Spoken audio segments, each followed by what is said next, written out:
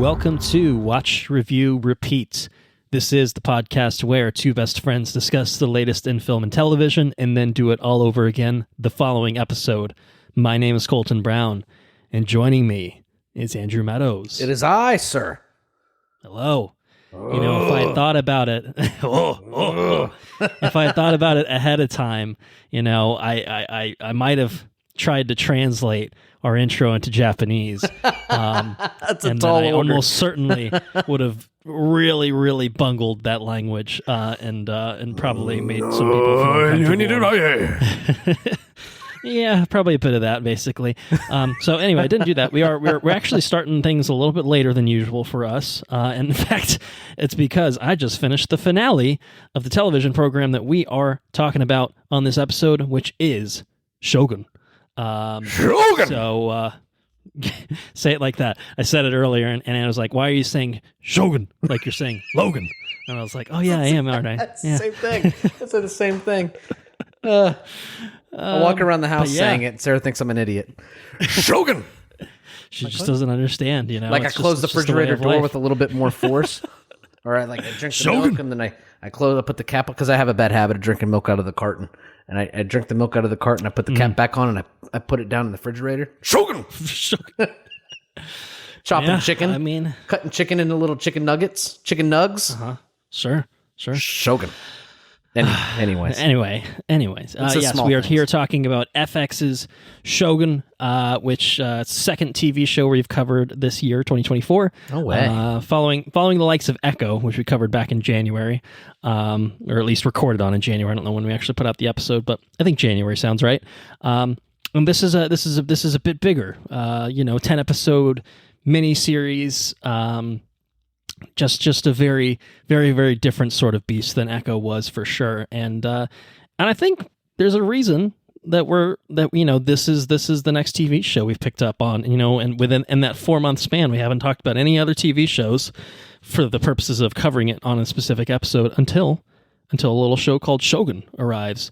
And when we did our 2024 a look ahead, I think both you and I basically marked this one down as like, this is the show we're probably the most excited about. Yeah, it looks of like anything something that we had special, trailers for. And so now it's fun. Just as we got to do it with Dune Part 2, looking forward to it for I guess really since Dune Part 1 came out, certainly since the trailers dropped for it. It's just kind of like nice to close the chapter, to be able to have seen it, to have consumed it, and then to come back around and be able to talk about it. And that's where we are now. It's finally time to talk about Shōgun. I feel like we've gotten into it a little bit here and there, probably over the past couple months as it's been airing. I've watched it relatively erratically, but same. But now we're done with it. Like I said, we get to close the chapter, close the book on it, and that's very exciting. I'm very excited to finally get into spoilers, details, and all that good stuff later, because in the way that you live your life, Shōguning about. I think about this show a lot. I live my life thinking about this show a lot, and so it'll be really nice to say those things out loud. So I'm very excited about that. It's going to be a good conversation, to say the least. Yes, I think so. So I have a fun fact about Shōgun that I would like to share if you're up for it. Lay it on me. What is fun about Shōgun?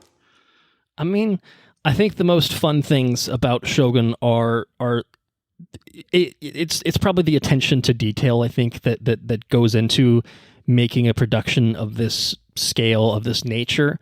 And those are the sorts of things I'm sure we'll get to in our non-spoiler conversation. But I thought I'd tease things a little bit right up the top here with the fun fact. So I've been listening, and I haven't finished it. Given that I just finished the finale, I haven't finished this next thing I'm going to talk about. But I've been listening to FX's Shōgun, the official podcast. Okay. Which is basically a companion podcast to the show. Basically, they've released an episode after each episode of the TV show, in which the host, Emily Yoshida, who is a staff writer on the show, interviews various actors, people involved in the production, the creators of the show, etc., historians who helped out on the show, trying to make it as accurate, I guess, as possible. And it's very, very interesting. I would definitely recommend it. Just as I'm throwing it out there. Obviously, you're listening to us now. We are going to offer very, very different types of insight than the people that worked on the show will. Very limited. Certainly, it's interesting to hear from Hiroyuki Sanada, who plays Toranaga in this, or Cosmo Jarvis, who plays Blackthorn, or Anna Sawai, who plays Mariko. It's definitely interesting to hear from those folks as well.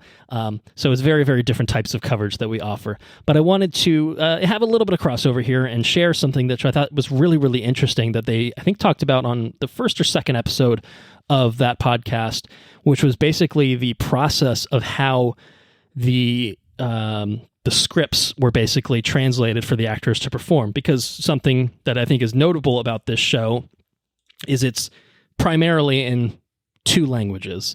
It is, I would say, probably principally in Japanese, and then secondarily in English. And of course, the English here is a stand-in for Portuguese. And there's Right. like very, very small scenes in which English is actually English, but it's not distinguished.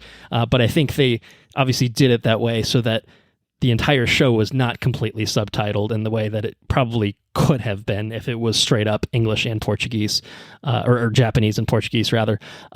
What a show But in that would terms have of- been, huh? That would have been something different for sure. But in terms of how they, realized that Japanese dialogue was just quite the process that you wouldn't really think about it. And this is an American show. It's an FX production.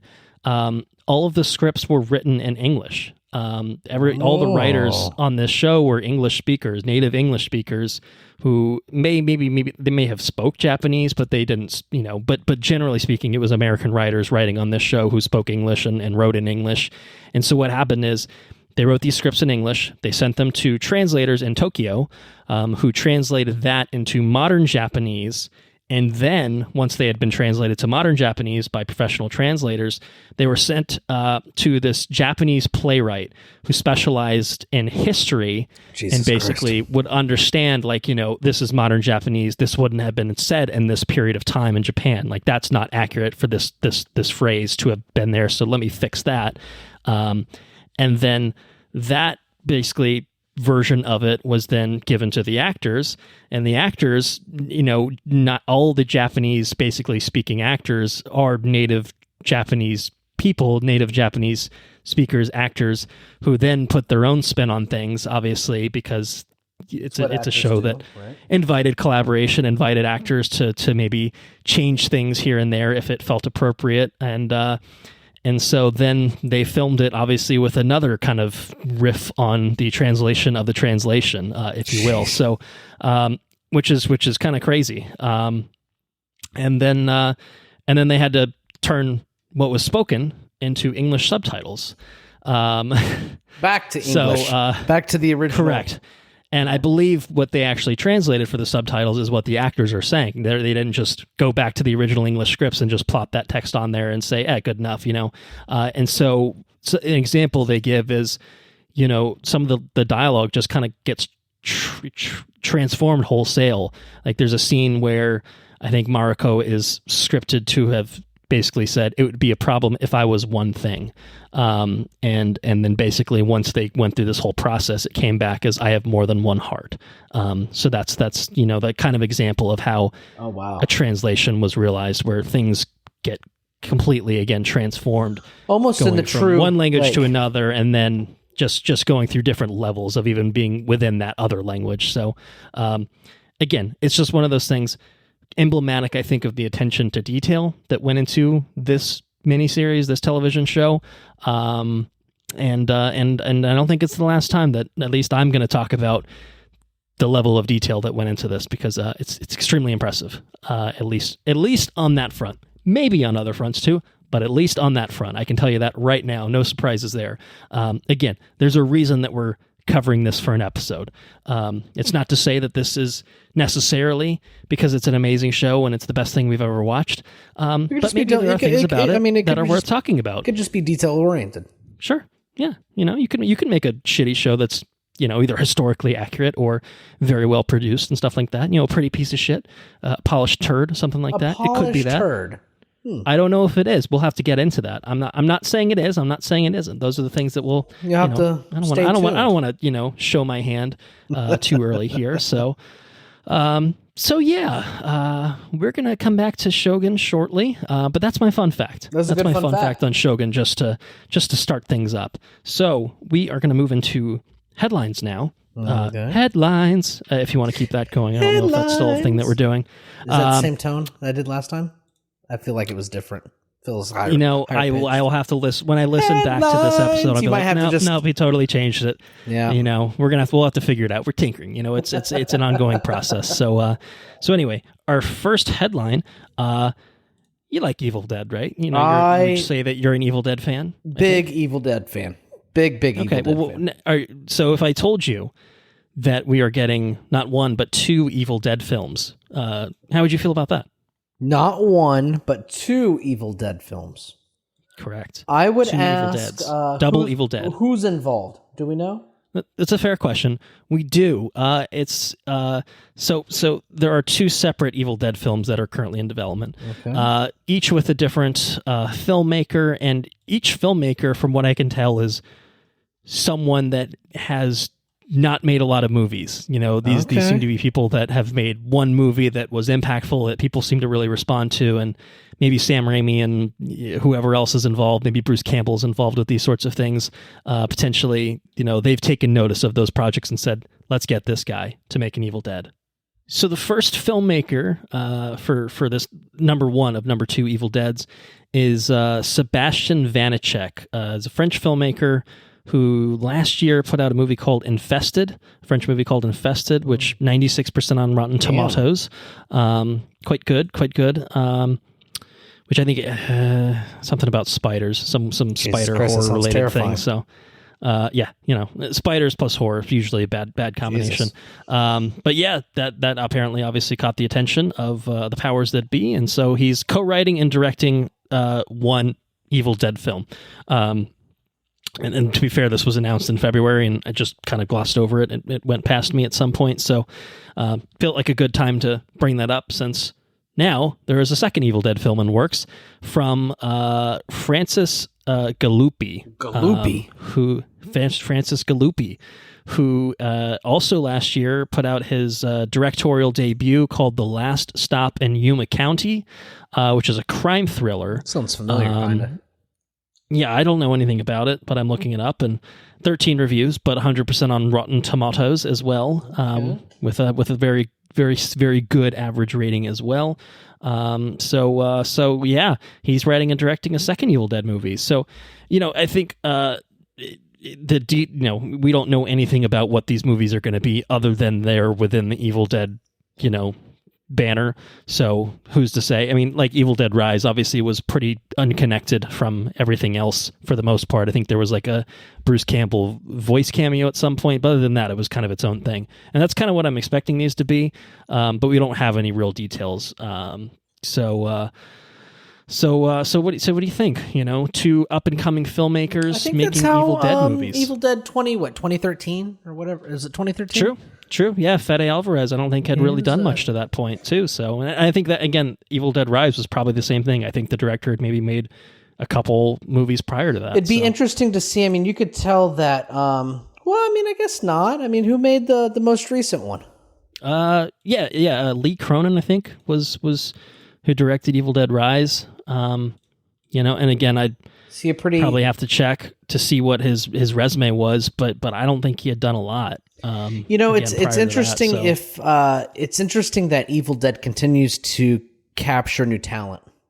Being as Evil Dead Rise was Lee Cronin's second film, so again, kind of the same new sort talent, of thing, right? New talent. It's almost like a I don't know. It's almost like I'm a new filmmaker and they think I'm talented and I get a bid to make this thing. You know what I mean? It's almost like a gateway to filmmaking, Exactly. Yeah, like you made something that caught the attention of Sam Raimi, and Sam Raimi's like, come do a movie for me, and then maybe that opens doors. Because Fede Alvarez, who did that 2013 Evil Dead, is now doing an Alien movie.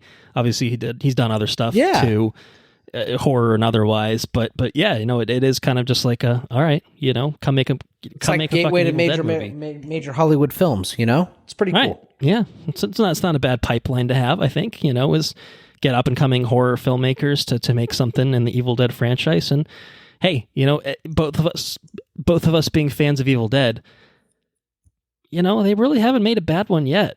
I mean, obviously the originals are classics, and I think we have our preferences obviously within that. And obviously they also run the gamut in terms of tone and, sure, stuff like that. I watched a little bit of the show. I did not finish the show. The if that says reboot. Anything? I don't think it was terrible, but it wasn't. That's true. The show's the only thing that has escaped my attention, but I do want to get in on that at some point, especially now that it's obviously been done for many years. So anyway, I just think this is a cool way to keep the franchise going. Bringing in new blood.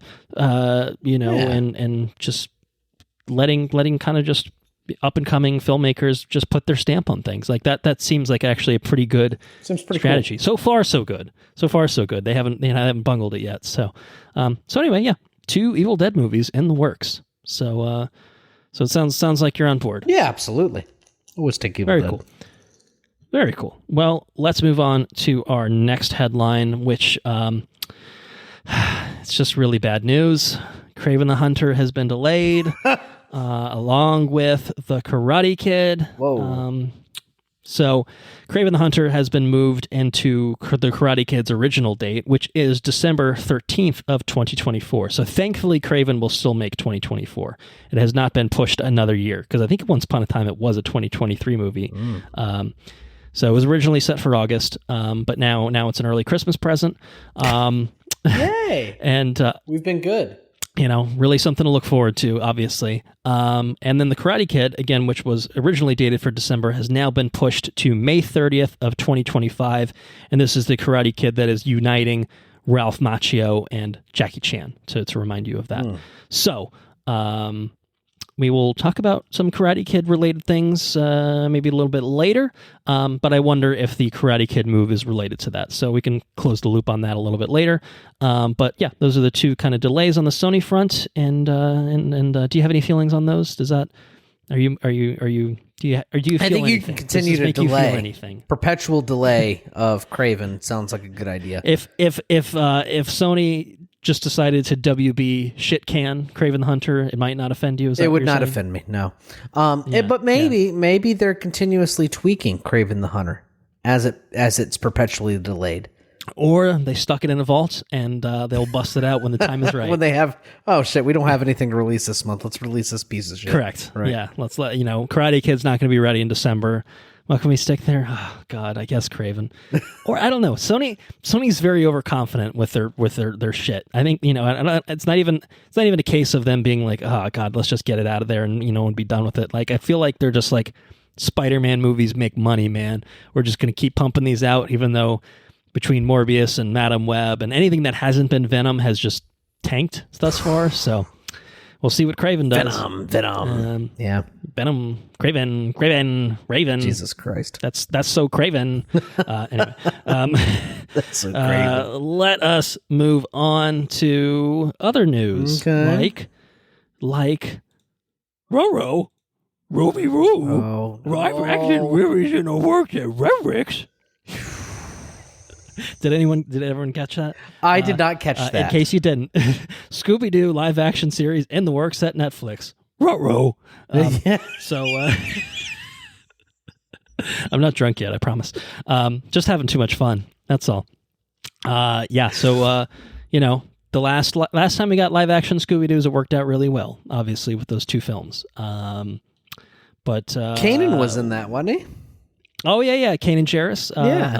Freddie Prinze Jr. Yeah. Matthew Lillard. I tell you what, it was a really good cast. It was also one of Seventh Sister, one of the sisters, one of the Inquisitors, because Sarah Michelle Gellar was Daphne. Yeah. Linda Cardellini. Scooby-Doo was a CG creation. I expect we'll probably still be going that route now that the technology is probably a little bit more capable of that these days than it was back in the early 2000s. But I did rewatch that first Scooby-Doo movie, and it's not good, but it is quite entertaining, I will say.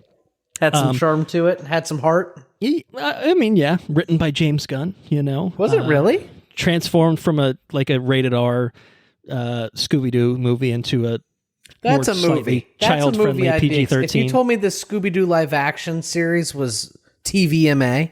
Well, it's being described as a 1-hour drama project. Oh, so okay. Maybe they're going to like Riverdale it. Maybe it's like a Riverdale tone for Scooby-Doo. Somebody's trying to get with Daphne. What?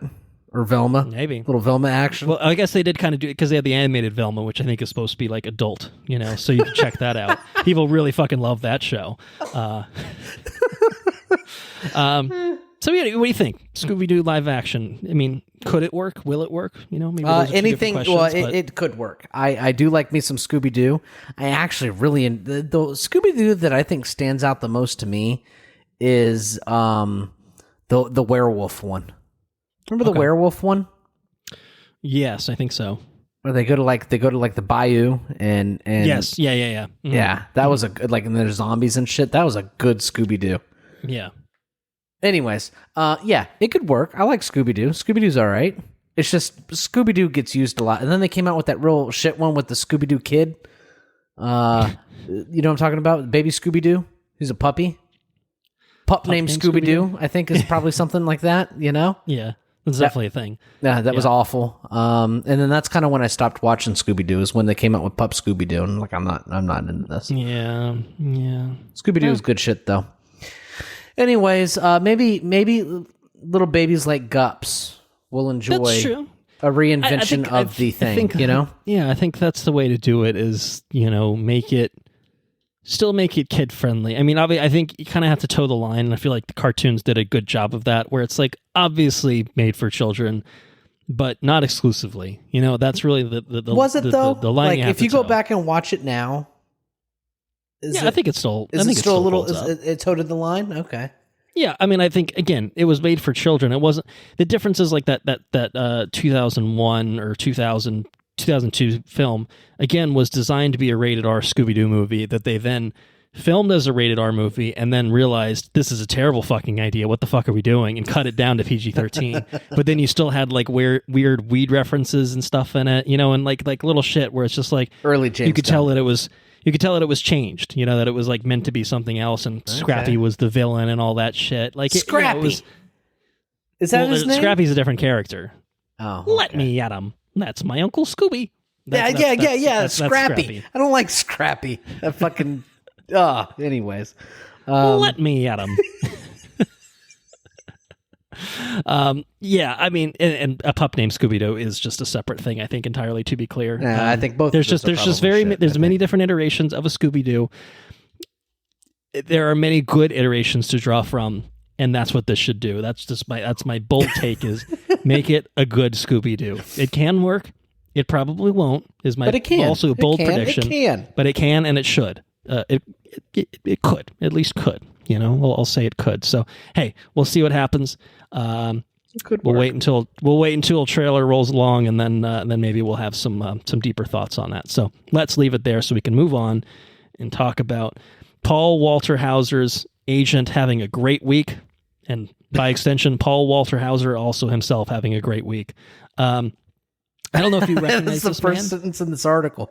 Paul Walter Hauser is having quite a week. It's true. It's quite true. So you've probably seen this guy in a few things. He was in I, Tonya, Black Klansman. He was apparently in Defy Bloods. I don't remember that. Cruella, Richard Jewell. I think he won an Emmy and a Golden Globe for his role in Blackbird, which I think was the Taron Egerton and Ray Liotta Apple TV Plus series, which I didn't see that either. Fair. Yeah. He's a Stingray in Cobra Kai. Can't forget about Stingray. Yeah. Okay. Yeah. That's okay. I recognize him from that. Yeah, and I'm sure other things that I'm definitely not including here, but he's definitely been breaking out in a big way, and again this week particularly, he is set to break out in a big way because I think the first news that came out was that he's going to play Chris Farley, the late Chris Farley, in a biopic. Okay, that's going to take some which chops. I think is based off of, I think, a book around, basically about Chris Farley's life. Obviously, made it big with SNL and movies, and obviously in the 90s and such. Chris Farley was huge, dude. Yeah, and then obviously died quite young. So I think certainly a good subject matter for a biopic. I don't know if this is necessarily.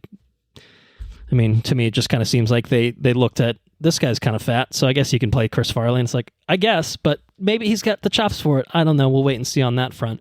But in addition to that, he is also being tapped for a role in a Naked Gun reboot, which is coming from Paramount Pictures. Okay.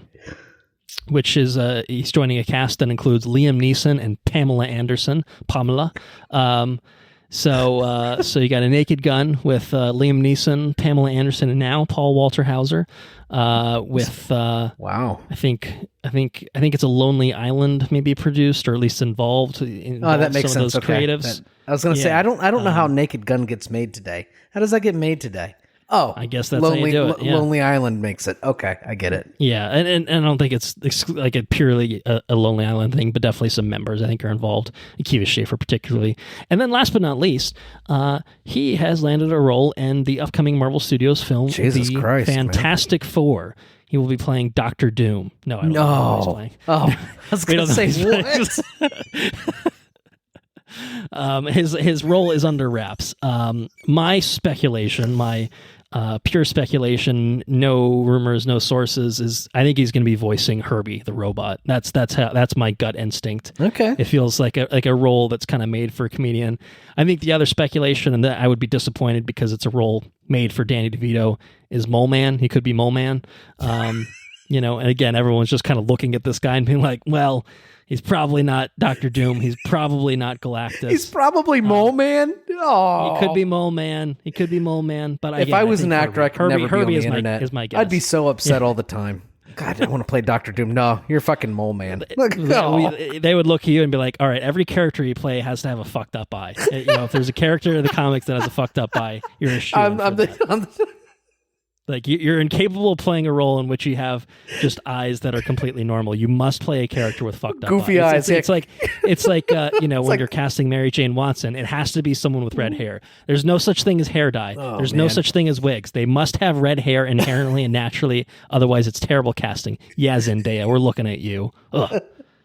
Actually, I think Kirsten Dunst is naturally a blonde. I think Emma Stone is naturally a blonde. So really, they've just kind of bungled it all. I guess Emma Stone is playing Gwen Stacy. She gets a pass. Anyway, this guy's having a hell of a week. Hell of a week, right? Pretty good for him. His agent, whoever's. I mean, presumably he has to at least put his name in the hat or audition or whatever. And so he certainly deserves some credit here as well. But yeah, hell of a week for Paul Walter Hauser. Enough to the point where I'm just like, yeah, Fantastic Forecasting, whatever. We'll get around to it when Galactus gets cast. But then I was like, man, this guy's been doing a lot. There's a lot been going on for this guy in his corner. So figured I'd include it here. So any thoughts on all those headlines? You ready to move on to some trailers? Chris Farley's going to take some chops, dude. He's going to have to really hammer that down. That's a tough thing. That's a tough role. It's like, hey, I'm cast to play Jim Carrey in a Jim Carrey biopic. Right. It's like, fuck. Good luck. Good luck turning yourself into a rubber man. It's about the same though. How do you do it without just turning it into parody? That's the tough part. Right. I mean, hey. It's a heavy burden. Sure. He's definitely gonna. I think that's gonna keep him awake at night. Not necessarily the Fantastic Four. Definitely Chris Farley though. I think of the three, that's definitely the biggest stretch. Yeah. So we'll see how he does it. It's gonna be unless he's playing Mr. Fantastic of some sort, then it's definitely the biggest stretch there. He's got jokes tonight. Yeah.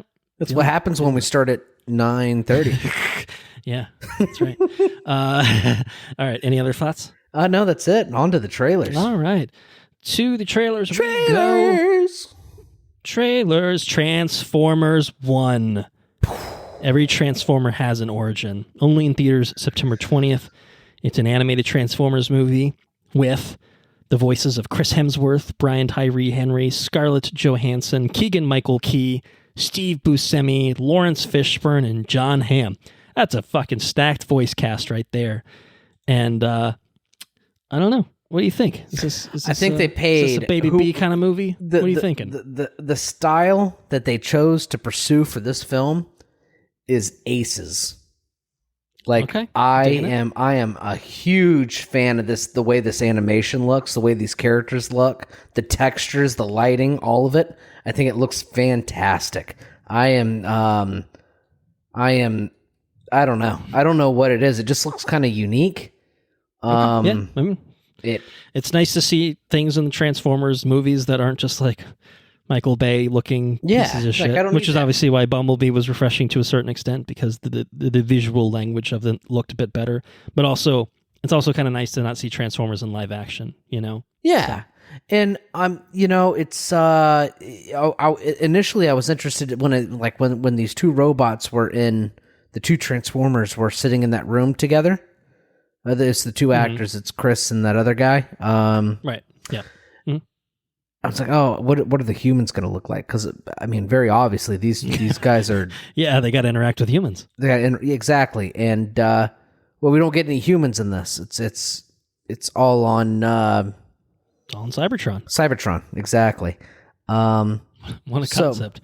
Don't shoehorn in human characters that we don't care about. Yeah, so it gives you the liberty to make them look however you want to make them look without having to okay, well, this has to look this way, and then also have to interact with, what style of, what are our people going to look like? Well, you don't have to worry about that because this is all on. I don't know. It's a very unique look, and I'm here for it. I think it looks really nice. Okay, so you like how it looks, visually and everything. What about the tone and feel of it all? Is that the humor didn't quite land? Okay. With me all the time. I feel the same way. That's perhaps why I was asking it, because I kind of agree up to this point, and then I feel like the actual substance, the content, is not.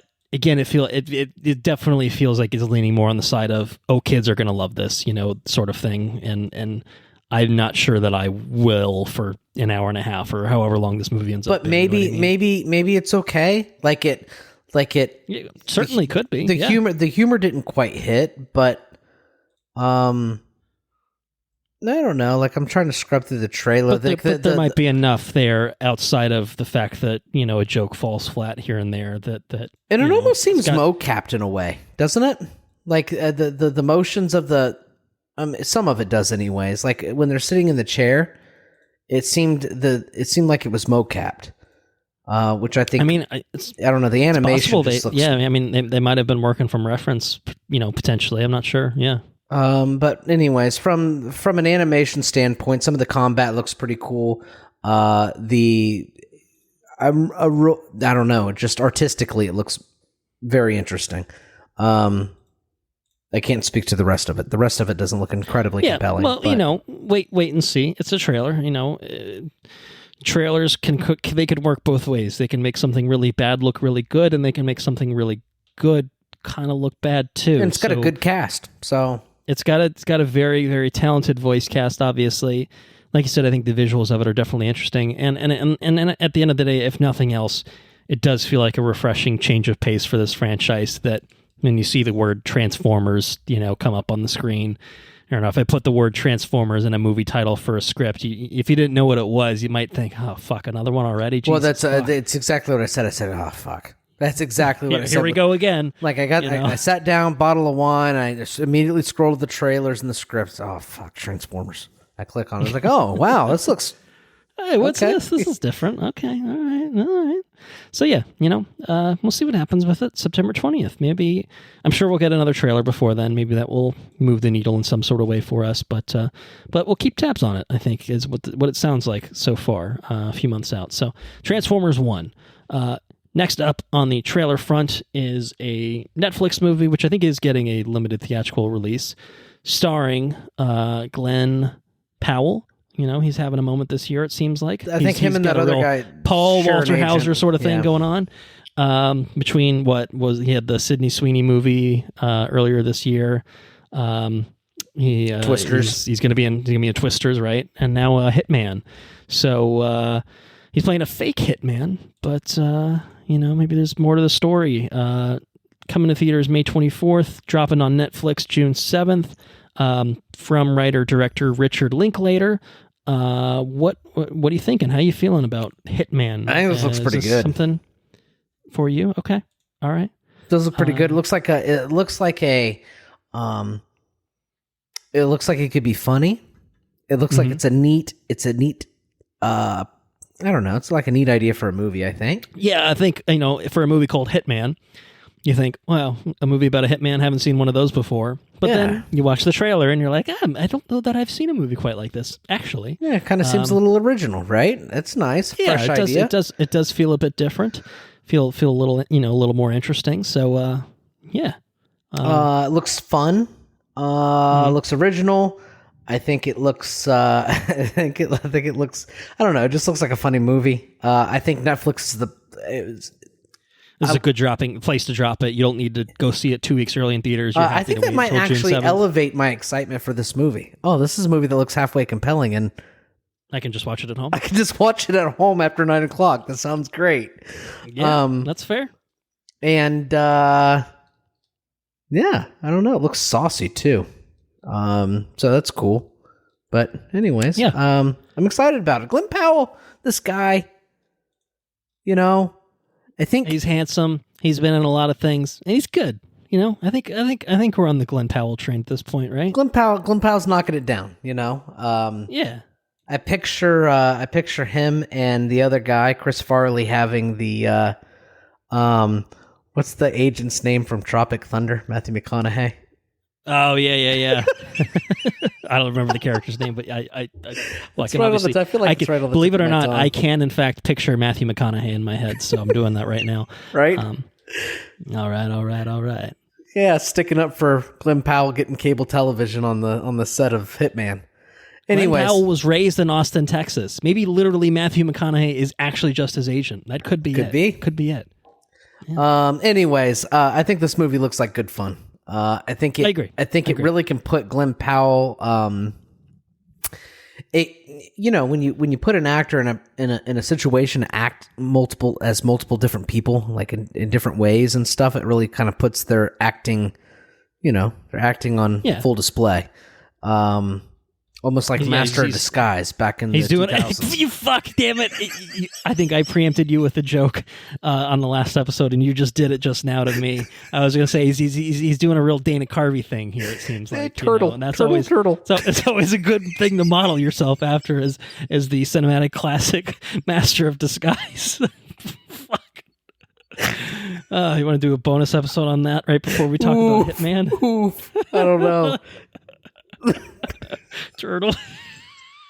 Turtle. Oh my goodness. Anyway, bold prediction is this will probably be better than the Master of Disguise. Yeah, I think so. They've learned the lessons. They had to do it, they had to do it in the first place, and now everyone's learned the lessons of how you make movies along that line. So anyway, June 7th, we're getting Hitman. Same wavelength again. It's hilarious. Anyone But You was the one he did with Sydney Sweeney earlier this year, which I think is also on Netflix now, maybe, or very soon, perhaps. I can't remember exactly. The Sweeney one? Yeah, where they're like, going to like a wedding or something together, and they had like a night together, and they don't really like each other, but then they have to pretend to date each other for some. I don't know. Yeah, but it's actually, believe it or not, based off Shakespeare. So there you go. Just twisting things around a little bit, modernizing it a little bit, punching it up a little bit. Anyway, moving on. Next trailer. M. Night Shyamalan is back. Last time he brought us Knock at the Cabin, which we definitely totally saw and definitely totally loved. I don't think either of us saw it. No. But he's back with Trap. And what you know it, M. Night Shyamalan has had the grand idea of, everyone expects a twist on my movie. Let me just tell you the twist in the trailer. Front. Let me just tell you what this fucking twist is. That way, no one gets upset thinking that the rug has been pulled out from under them watching the movie. They know exactly what's going to happen. They just don't know exactly how it's going to resolve. So Trap, it looks like, they're just, he's taking his daughter to this pop concert or whatever. And wouldn't you know it, the whole thing is a sting operation designed to capture this serial killer or, real bad guy. And wouldn't you know it, Josh Hartnett is the bad guy. There's the twist laid out right up front. So now there's no surprises, maybe, or maybe there are. Maybe there are more surprises to come. I don't know. What do you think? The big surprise for me would be Josh Hartnett back in a lead role. It's time. The time has come. He's waited like 15 years. He went to the Christopher Nolan School of Film Rehab, was in Oppenheimer in a good role, and now he's allowed to do lead roles again. Is that what happened? I would say it's not his fault. It's not his fault. I just think he like disappeared off the earth for like 15 years. The big twist would be that this is connected to not Fractured. What the hell's Unbreakable. And Bruce Willis is the reason why. It's another spinoff. Yeah. Bruce Willis is the reason why this is a sting operation. He touched him in like the subway or some shit. Okay. Yeah, they could do that. And then maybe it's just a regular movie. Maybe he doesn't actually look like Josh Hartnett. It's just what James McAvoy thinks he looks like when he's in a different personality from Split. Why is he there with the girl? Because he kidnapped her. He kidnapped her. She's not actually his daughter. She's been brainwashed to think he's his daughter. That's the twist. Oh, That's it's from the mind twist. of... It's Trap. Oof. It says Trap in the beginning of the movie. At the end of the movie, they cross it out. Split 2. But not Glass. Or whatever that one was called. Glass, that's what it's called. That one's non-canon now. Yeah, it's That one's not canon. That right. Or it's before the events of that. If James McAvoy died in that, because I don't remember. What's the one that I know Bruce Willis died in a puddle. That's all I remember. Oh yeah, he did, didn't he? He did die in the puddle. Yeah, he sure did. So it would have to be a prequel to that. Yeah. Well, that's okay. You can just Glass is the end point. It's like Fast and Furious. Then they really like the character of Han, so they just said, "Fuck it, Han's going to be in all these movies until we kind of catch up to the point where he dies, and then you know what? We're going to bring him back anyway. Fuck yeah, So you can just do whatever you want, M. Night. It's all yours. This is your sandbox. Do what you want to do. He still gets money to do it. So yeah. Are you in or are you out on Trap? What do you think? I was okay. I see what's going on here. Until he went to the bathroom and opened up the thing. I'm like, oh, so he's the guy. And then M. Night Shyamalan popped up, and I'm like, well, this just keeps getting we're swirling here, downward. Mm-hmm. So I got less and less excited for this as the trailer progressed. Okay. Could it be something okay? It could. I like Sixth Sense. I like Signs. Sure. I like Unbreakable. And I think that's about it. I like those 3. Okay.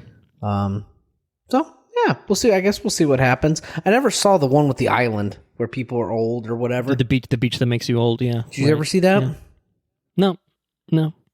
Watched the trailer for it though. I did many times. Watched the fuck out of that trailer. Yeah. I saw it many times. So, anyways, that's Trap, I guess. Yeah, there it is. His daughter is playing the pop star, just in case you wanted to know. Nepotism. Bad. Moving on.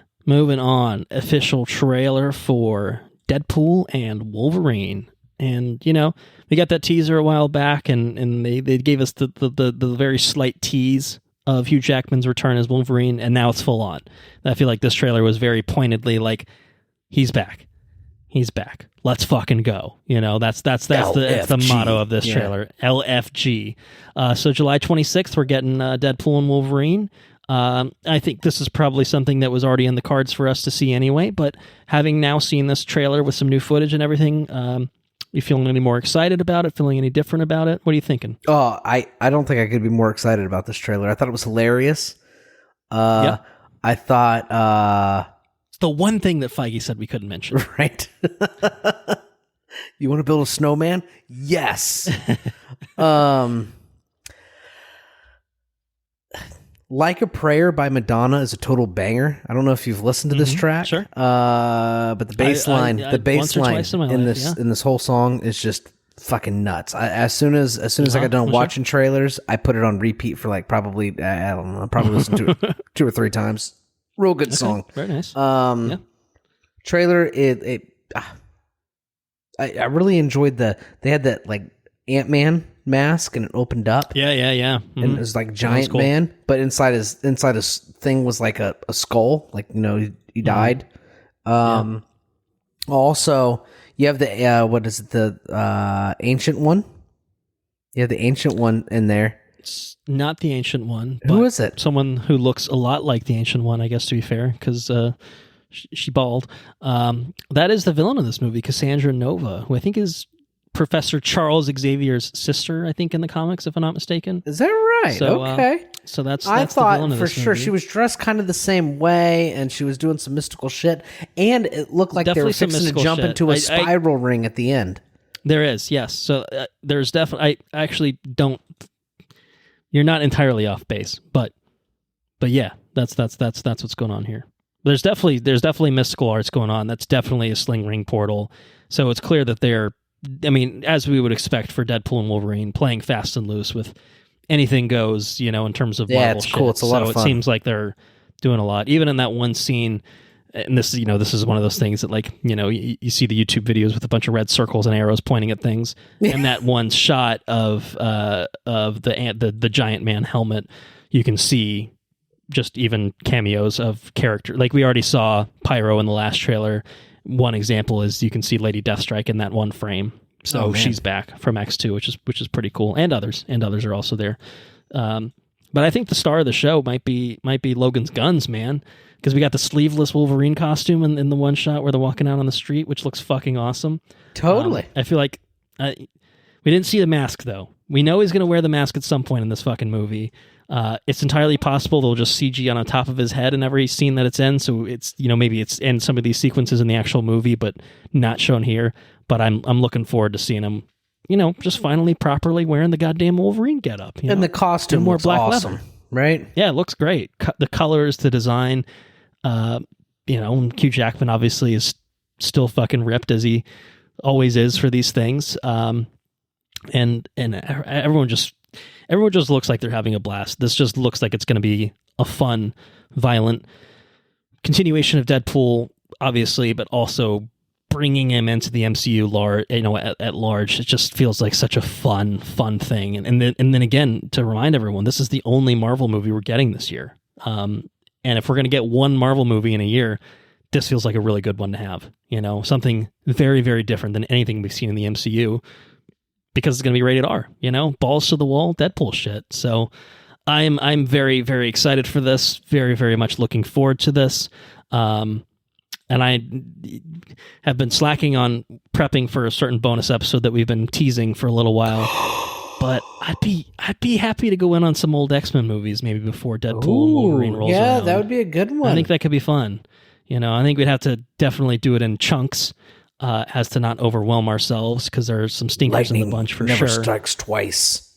Yeah, exactly. And the same thing that happens to everything else. Yeah, that's it. That's what I was looking for. There's not. There are good movies with bad lines. There are bad movies with bad lines. Absolutely. And then there are horrendous fucking movies That's the that charm. are just shit. That are just shit.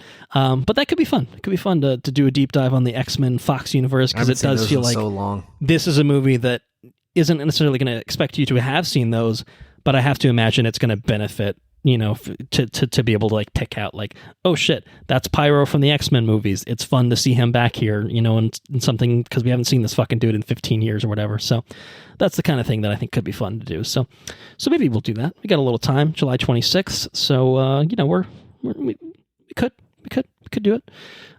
But if nothing else, I think we're going to be making our way to the theater to watch Deadpool and Wolverine. Any other thoughts? No, that's all I got on that. Looks like a lot of fun. All right. December 20th, are you going to be making your way to a cinema to watch Mufasa, the Lion King, based on this teaser trailer that we got just a few days ago? How did you feel about the Johnny V Lion King? I feel like obviously we would have done an episode on it whenever that came out. So like, is that the kind of movie that you're like, I want a prequel to? I wouldn't mind a prequel to The Lion King. But not this one? Is that where you're going? Or no, I mean, I think this could be okay. I think that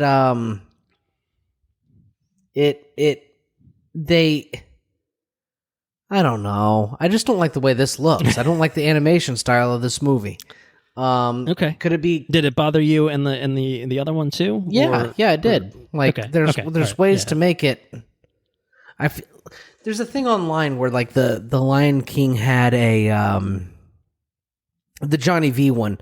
They made it more like they mixed the cartoon with the what we received. Because that one was like is it like that? It's too hyper realistic. It's hyper realistic. Like National Geographic, right? It's like National Geographic. And Seth Rogen and Billy Eichner talking and shit, and it's like this is just weird. Yeah, this isn't right. Like animals don't move this way. The merge of this isn't quite right. It's off-putting to the human eyes. And this looks like it's like more of the same. Yeah, I mean, animation-wise, it feels indiscernible from the last one. And I'm sure it's higher fidelity and whatever, but it looks exactly the same otherwise. But maybe like the way they talk is just a little bit different. Like it was, I don't know, it was just weird. The other one was weird. Right. I think the story could be good. I think it could be okay. I mean, yeah, I think maybe it's an Alita Battle Angel thing to where, like, if the story is compelling enough, 5 minutes, 10 minutes are good. Overlook potentially, potentially. And I think that was probably true of the other one, where I don't recall it bothering me throughout the movie. I mean, obviously, I think it was incredible looking in terms of the fidelity of it all was incredibly impressive. That it was basically effectively a live action movie, but not really. Because everything was the CG animation. I think the biggest problem that I had with that Johnny V. Lion King movie was that it was 99% identical to the cartoon, but somehow 30 minutes longer. And like 10 minutes of that was a fucking tumbleweed flying around. You know what I mean? Like it was just like the same thing, but worse. And I think that was something that was just like, this has no reason to exist. It's a fucking tech demo. It was absolutely just a tech demo. Yeah. And this one, it may very well be bad. It may certainly be unnecessary and unwanted, and no one asked for this. But at least maybe it's telling a story that we haven't seen before, right? I mean, that at least kind of gives it a reason to exist. I mean, the reason to exist, again, is fucking Lion King made bank, and people like the Lion King. It's a bankable property. Make more. Do it the same way. Bring back basically everyone that you can bring back. It's an incredible story. The Lion King is awesome. So like that's fine. Like but yeah, I mean, if you're given that they're doing this, that they are in fact making this movie, hopefully it tells a story that is compelling and interesting and adds more nuance and depth to these characters who we either know from the original Lion King or who are new to this movie. So. Use this opportunity to tell a story worth telling, which, again, maybe is dumb advice. That's what you should do with most movies, I think, generally speaking, is tell a story worth telling. Right. Stories in general. But particularly here, when we've already seen an iteration of this style of movie that retold a story worth telling, but told it in the exact same manner, give us something new. Give us something different. Keep it fresh and exciting in some way. Mufasa was such a incredible character. It'd be... it's going to be interesting to see. Oh, also, all the songs are, I guess, Lin-Manuel. Sure, why not? So that's cool. But that couldn't. I mean, the music's going to be different. You know what I mean? So it's at least it's like all right, they're actually doing something slightly different. I think it's going to be really interesting to see how we get such a measured character like Mufasa.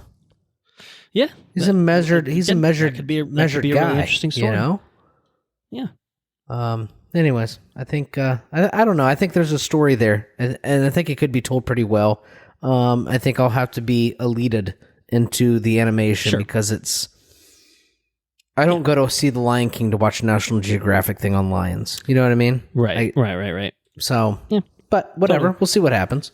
Yeah, I agree. And it could work. Doesn't mean it will, obviously, but doesn't change the fact that I didn't ask for this, but at the end of the day, it'll probably make bank, and if it's good, then great. Mm-hmm. Everyone. Well, some people are still going to be upset, but a lot of people go home happy. So December 20th, Mufasa, the Lion King. Last on the trailer front, we have a date announcement for Cobra Kai season 6. Obviously, swinging back around to that Karate Kid stuff that I teased up earlier, and they're doing a fucking thing with this shit, man. 15 episodes is going to, form the entirety of season 6 of Cobra Kai, which obviously is a bit of a step up from prior seasons in terms of episode count. but they're really milking this shit. They're really stretching it out because those 15 episodes are going to be dropping in 3 different chunks in 3 different parts, and they're going to be spaced out going into next year, in fact. So July 18th, we'll get the first set of 5, followed by November 28th, getting part 2 with another set of 5, and then some unannounced date in 2025 will bring us the remainder of Cobra Kai. So I think you're caught up on this. I know I'm still a couple episodes behind myself. Or maybe you're not caught up. I can't remember. No, I'm pretty caught up on this. I think it's... But you know, how are you feeling about this? Are you jazzed for 3 parts, 15 episodes? How would, more Cobra Kai in general? 15 episodes. I mean, episodes are short in Cobra Kai. Yeah, I think they kind of range. I think they're like 30 to 40 typically, I feel like. Yeah, as long as you have enough content to fill 15 episodes worth of shit, then yes. I mean, I don't know. Up until this point, I don't think we've had a lot of filler episodes in Cobra Kai. I think I don't know. Cobra Kai is really good. I think Cobra Kai is awesome. And what I think's unique too is I'm scrubbing through the trailer here, and it just, the characters just don't look like they've aged at all. When did this start? I mean, it started like 6 years ago, like almost a decade ago, right? It was a YouTube show when it first started before it moved YouTube over to Red. Netflix. So it had to have come out when YouTube Red was still a thing. Yeah, I feel like it's been a long time, and these started 2018 is when it first aired. So we're going on 6 years. 6 years, and these characters pretty much look the same, which is pretty incredible, Yeah. Well, I think they probably did the classic thing of, we cast 21-year-olds to play 16-year-olds, which probably helps with the aging department. That's but true. it probably also helped that they all kind of looked young enough to begin with. Because you go the opposite direction and you have Tobey Maguire playing a high schooler, and you're like, okay, they don't look right. No. Okay. Or what's the worst one? The worst one isn't even Tobey Maguire. It's the fucking John Hanson one or whatever. Dear Evan Hansen's got 70-year-old Ben Platt to play a fucking teenager. Ridiculous. That one was real bad. That one was the worst example because they somehow made him look older. By making him look younger, they made him look older. Because he wasn't that old. I mean, he was too old, absolutely, to play that fucking character. But they somehow made him look old. It was the straight up Steve Buscemi, how do you do, fellow kids shit. And it was like, off, like we were actually authentically presenting this as, look at him, he's a baby now, he's a teenager. It's like, that's a 40-year-old man. Get this man out of here. He's a pervert. He's a pedophile. Get him out. This isn't okay. He's got to go to a different school. Anyways, this, I don't know. It looks cool. I'm game for the last Cobra Kai. I mean, they make it very clear this is it. So this is it. And this is it for Cobra Kai. But I am wondering if maybe there is synergy with that upcoming Karate Kid movie, because it obviously has Ralph Macchio. This show very much has Ralph Macchio. It would feel really, really stupid to not have these two properties be interlinked. And so what I hope is the end of Cobra Kai is just kind of a handoff to that movie. You know what I mean? Like wherever they leave Daniel LaRusso, pick up the thread with whatever they want to do with the Jackie Chan involvement and stuff like that. Because I think the dumbest possible, scenario is you ride the high of Cobra Kai finishing up in 2025 and then you just ignore that entirely, or not. You don't cash in on that. So I hope that the release date, schedule that they have for this is almost kind of related to the fact that, they've moved that Karate Kid movie out to May to kind of synergize with everything. So, we'll see. It is Sony after all, I think, handling the movie. So, yeah, who knows? It's a real toss up, with that company over there. But I definitely think that I can catch up on Cobra Kai by 2025 at a bare minimum, by the time part 3 of season 6 rolls around. But I'm looking forward to it. I've liked everything that I've watched so far, and it's just a matter of actually watching it, for me. So there you have it. Cobra Kai season 6. And there you have it for the trailers. So I think it's time for us to move along and get into what we're really here to talk about. Shōgun. Logan. Yes, perfect. Logan. Shōgun. We didn't even say that. We didn't even say that when we talked about Wolverine. Oh, what are we doing? Logan. All right, just say it a few times and I'll drop funny. it in randomly. There's a customer. His last name was Logan. Logan. I couldn't help it. Did he like look shocked, when you said his name? Like what? Yes, I yes, sir. couldn't help it. I just called him up, and it was like one of those like internal monologues that happened to happen. It just came out, and Mr. Logan. I didn't realize he picked up the phone yet. Logan, and he, it's like yes. Your certificate of title and tag work came in from the state. It's here. Come pick it up. It's like, okay. Logan.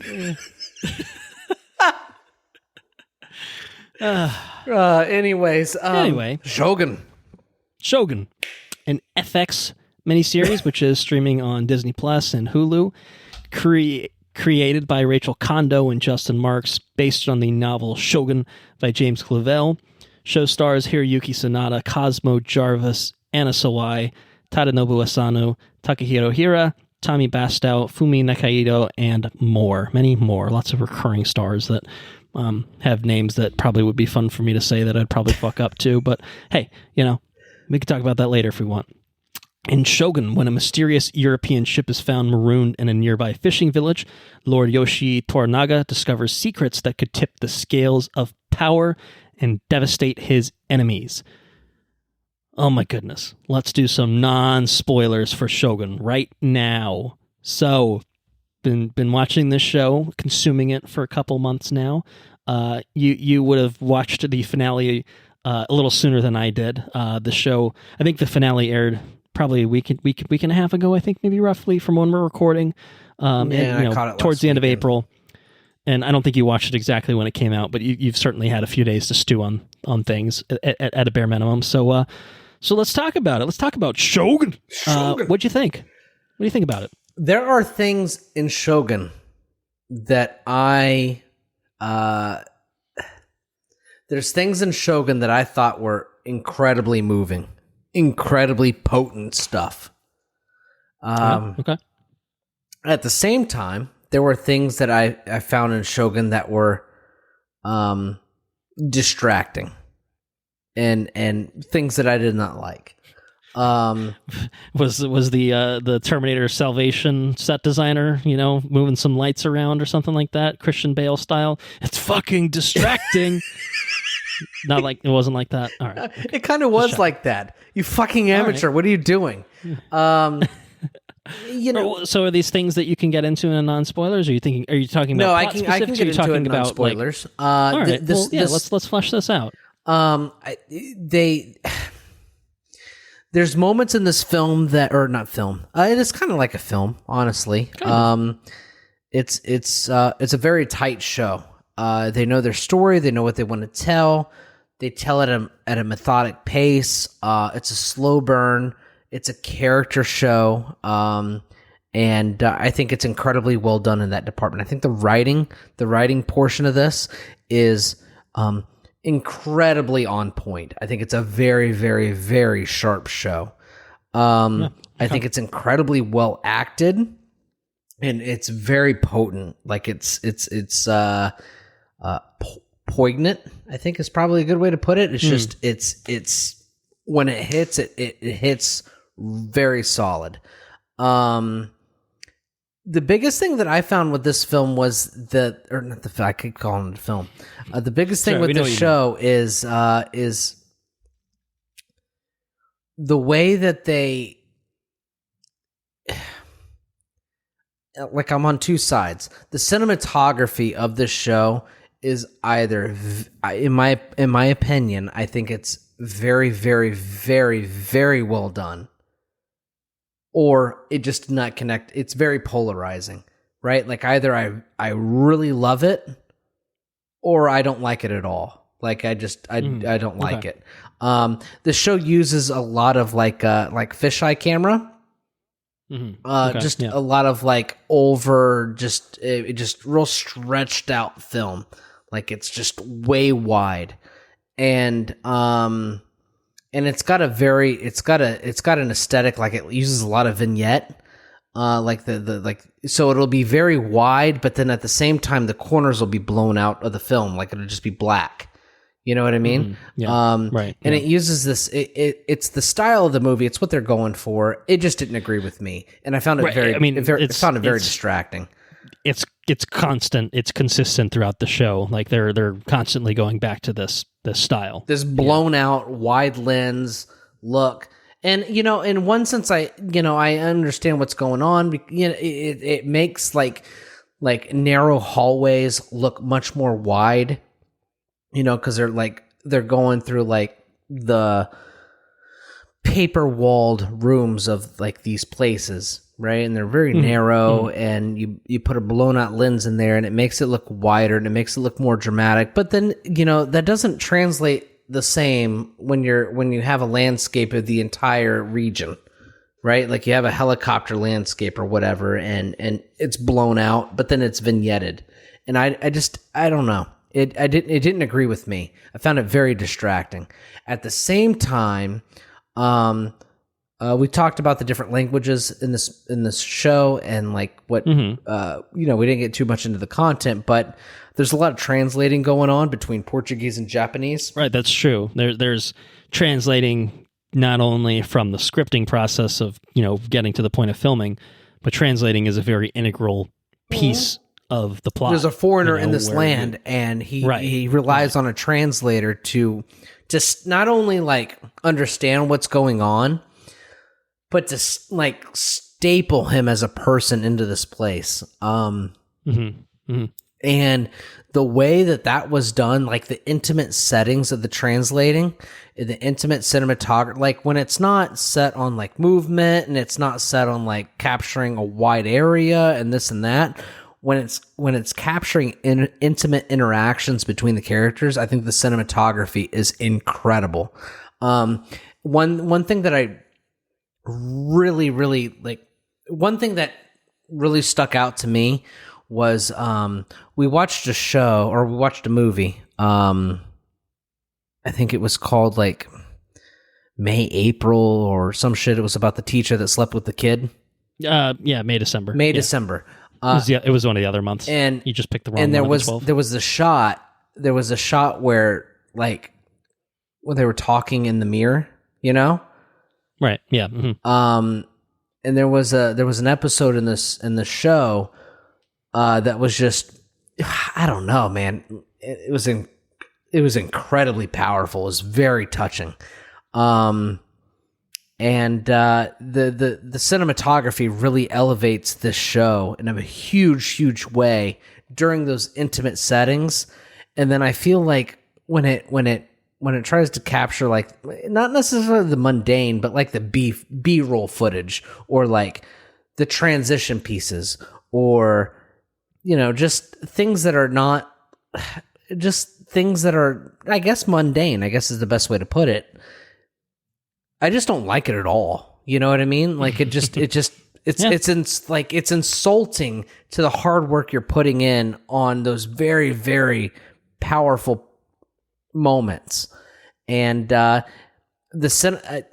can't recall the last time I felt so much from cinematography, because the cinematography in the show really moved me in a big way. It like there's a lot you could probably get from reading the book of this. At the same time, I feel like a lot of it was very well translated through the cinematography, the intimate moments. And then when I thought that it was lackluster, it was almost like it was just jarring, So it's whiplashly, and I felt whiplashed in the cinematography. I got in those just the passing moments of the show, but the moments that were intended to hit, I felt like they hit really, really, really, really, really good. So the cinematography is mainly the only thing that I can gripe about this show.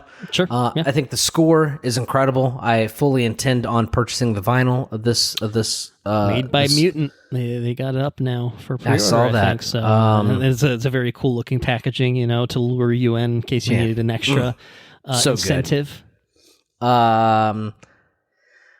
It was a wild ride. The show was a wild ride. I think that it's I'd be very interested. I might actually get the book on the Audibles and just listen to it because I am feeling the same way of I kind of want to read the book now. I bet the source material is very, very good adaptation. Yeah, and I do think that as is true of most, if not all, adaptations, there are changes from the source material.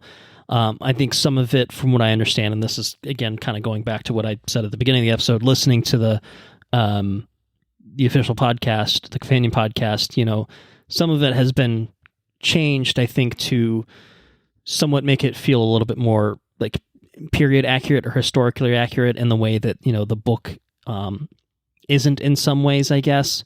Because the book itself is historical fiction. It's based off of real people, but it's not literally the real people, and the story it tells is based on real history, but it's not literally the real history. It's finding, a story within this space and time, I guess. And the show obviously is the same way. And I think as I recall reading about some of the changes, I think particularly with the names were changed because same thing with some of the naming schemes that James Clavell used were that's not how Japanese names would have worked in the day. So they changed it so that it would be something like that. Oh, for the most part. The Suma thing, not titles even like of that. The people? Not even necessarily titles. I think one of the examples that I heard was the character of Fuji. I think she's named Fujiko in the book, and basically what they said is this Ko is not something that really would have been part of the names. However, they did keep it for Mariko, I think, because she was one of the major characters. They didn't want to completely change it, but that was kind of example they used of we've changed it because it's just not. It just wouldn't have been a name. That doesn't make sense. Stuff like that, where it's there are changes. But I don't think there are huge, significant, we're chucking half the book in the bin kinds of changes. I think it is very much respectful and utilizing, I think, the original novel, which is kind of, again, puts me in the same boat of, I bet it's probably pretty interesting to read, probably a pretty good book. So definitely one that neither of us have read, certainly walking into the show, if that much hasn't been made clear already. So anyway, not to completely cut you off there, what else you got non-spoilers, if anything? I would have enjoyed the version of this that is Portuguese and Japanese. We've talked about this before. You could read subtitles for this whole show and it wouldn't bother you too much? Exactly. I think it would have elevated it in a big way. I think it would have changed the actors that we got, Yeah, I'm sure. Yeah. But, I don't know. If you're going to be speaking English and then call it Portuguese in the show, it's just bizarre, It's a bizarre thing to say I'm Portuguese, but then you're translating it to English. Why not just say you're English, Or does that change the whole dynamic of the show? Because yeah, I mean, I think it's probably just a accessibility thing of how many people are going to watch this show if it's fully in a foreign language, especially 5 minutes of the first FX, episode, right? Well, even in the beginning, it wouldn't even be in English. It would have been in Dutch in the beginning too. There would have been zero English in this whole show, which for an American show would be quite odd. So I think that's kind of the decision. Not to sound like a complete idiot, I get it, but personal preference. I think that would have been interesting. I don't disagree. I don't know if I needed it. I don't think it would have.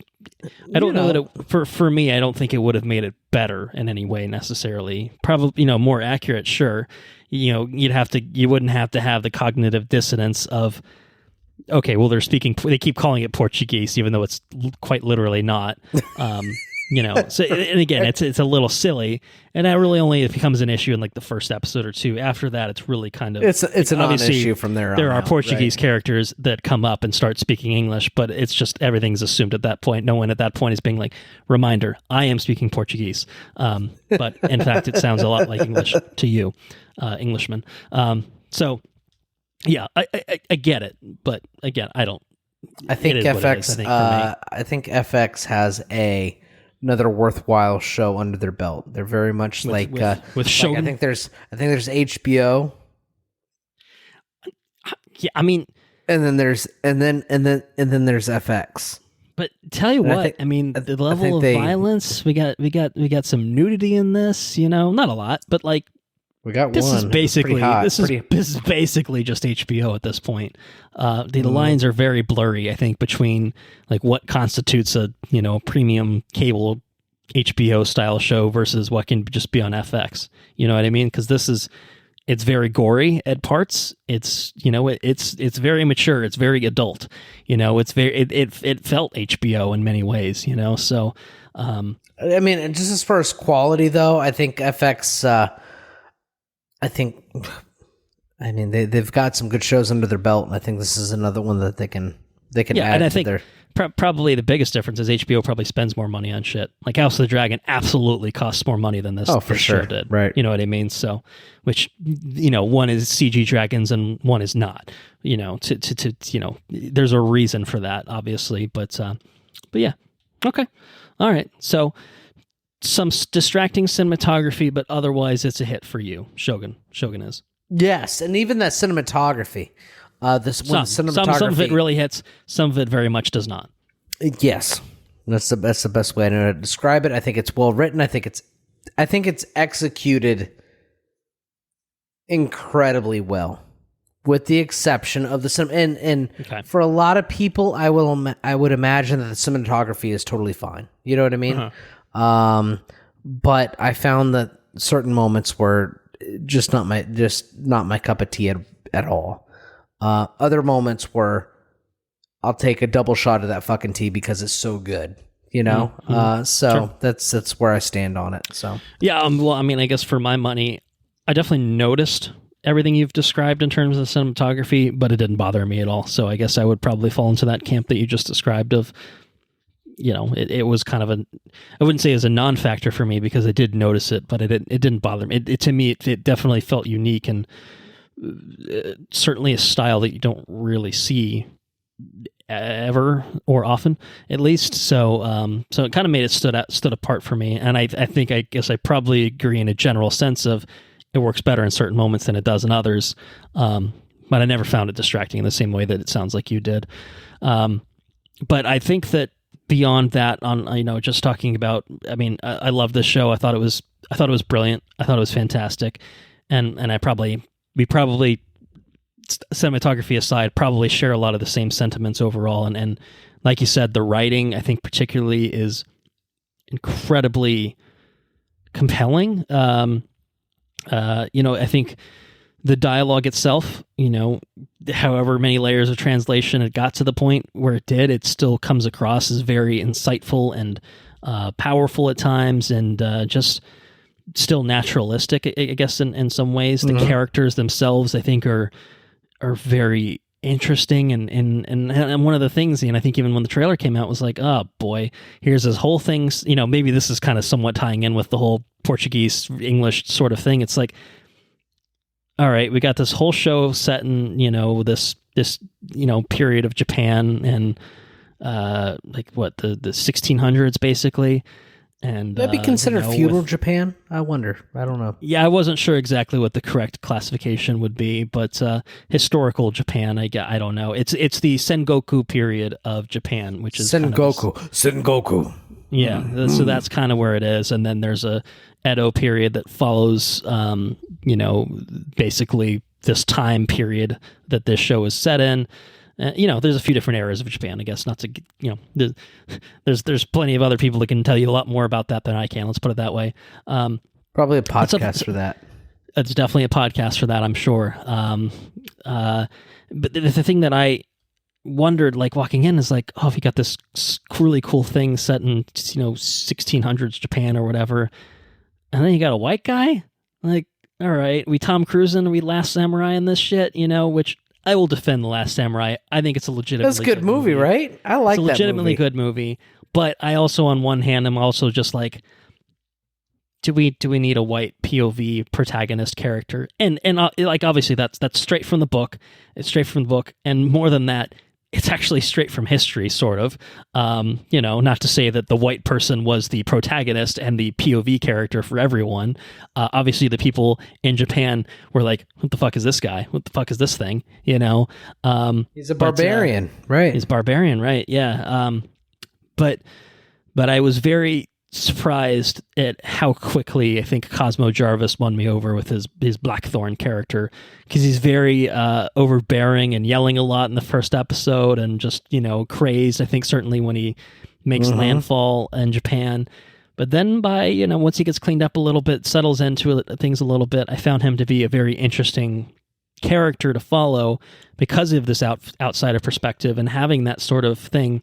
And again, having it in a way that is closer to like something like The Last Samurai did. Like, I feel like it's, the meme thing is Tom Cruise is The Last Samurai. And it's like, well, he's not. He's just there. And there's a different character played by, Ken Watanabe, who's The Last Samurai. So it's really not Tom Cruise being like, I'm a white guy, I'm going to be a samurai. And in the same way that, like, it kind of happens here, where it's like, yeah, he doesn't just automatically become like, oh, this white guy is awesome and he's so great at everything he does, and he's actively terrible at everything he does. He's actively kind of bad at this thing. He can't speak this language, so he's kind of stunted in the way that he can communicate. People look down on him because he's this foreign barbarian, and that kind of remains a constant through the show. Like, obviously his role changes throughout the show, and we'll get into that, but him as a character is never like elevated to like, he's the guy. This guy's fucking awesome. He's so cool. And that's what I kind of worry about, like something like this, is like all this other stuff is super interesting and compelling and different for me, like shit we don't really see in American productions, to say the least. And then you got to chuck a white guy in there, like, oh, okay, great. Does that make it more interesting? And I actually think it worked fine here. And that was a pleasant kind of surprise. It was just, he didn't detract from it. In fact, I think he added to it. His storylines added to Absolutely. The show. They made it more compelling. He himself was a compelling character. He's not always likable.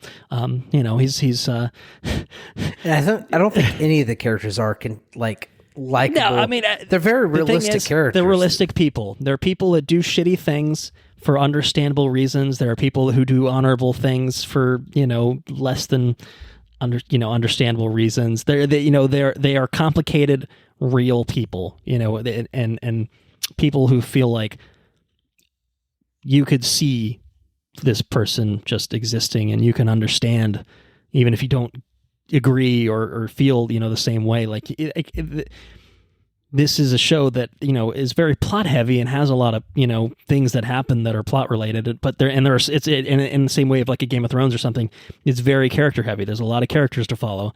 Most of them have Japanese names, and it's just like, oh, okay, all right, I gotta follow. Like, I can get Blackthorn. I'm not gonna be able to look at my phone while I watch this show. This is definitely not a show you have to read this show. You're reading this fucking show. Like, I mean, to be quite honest, I guess just jumping off from that, like, the reason I didn't binge this show was because you're reading a book for an hour. I mean, in a way, because there's so much subtitles, it's you really are like locked in. You have to. So I would try to look away for a minute. You're lost. So Sarah's not watching the show with me. Okay. So when I would sit down to watch the show, I would sit down, bottle of wine. And I'd drink my bottle of wine in the first episode, and I'd watch it and I'd enjoy it, and it would be a real enjoyable experience. Halfway through the second episode of the night, I would always fall asleep. Always. I'm like, fuck. I fell asleep. And then it would take 2 weeks for me to get back and to watch it again. And, obviously I eventually finished the show, but, it's a lot. It's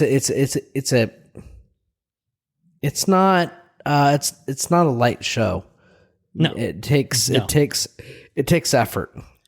I mean, but I do think the payoff is worth it. I think I agree. I think that it's a very consistent show. I think that it starts one of strong, the most consistent in a while. Strong.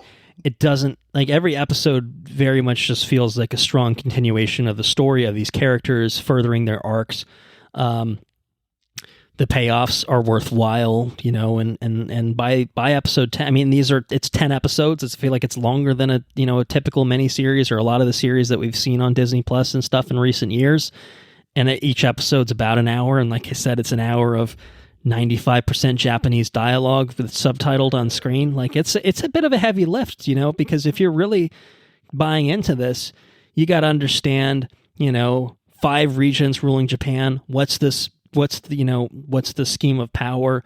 Who is the Taiko? Who is the Taiko's heir? Who the fuck is, who the fuck are any of these people? And, like, what are their relations to each other? Like, this guy's someone's nephew, and this guy is someone's, general or vassal, or, or he's a samurai. And what about Mariko's family heritage?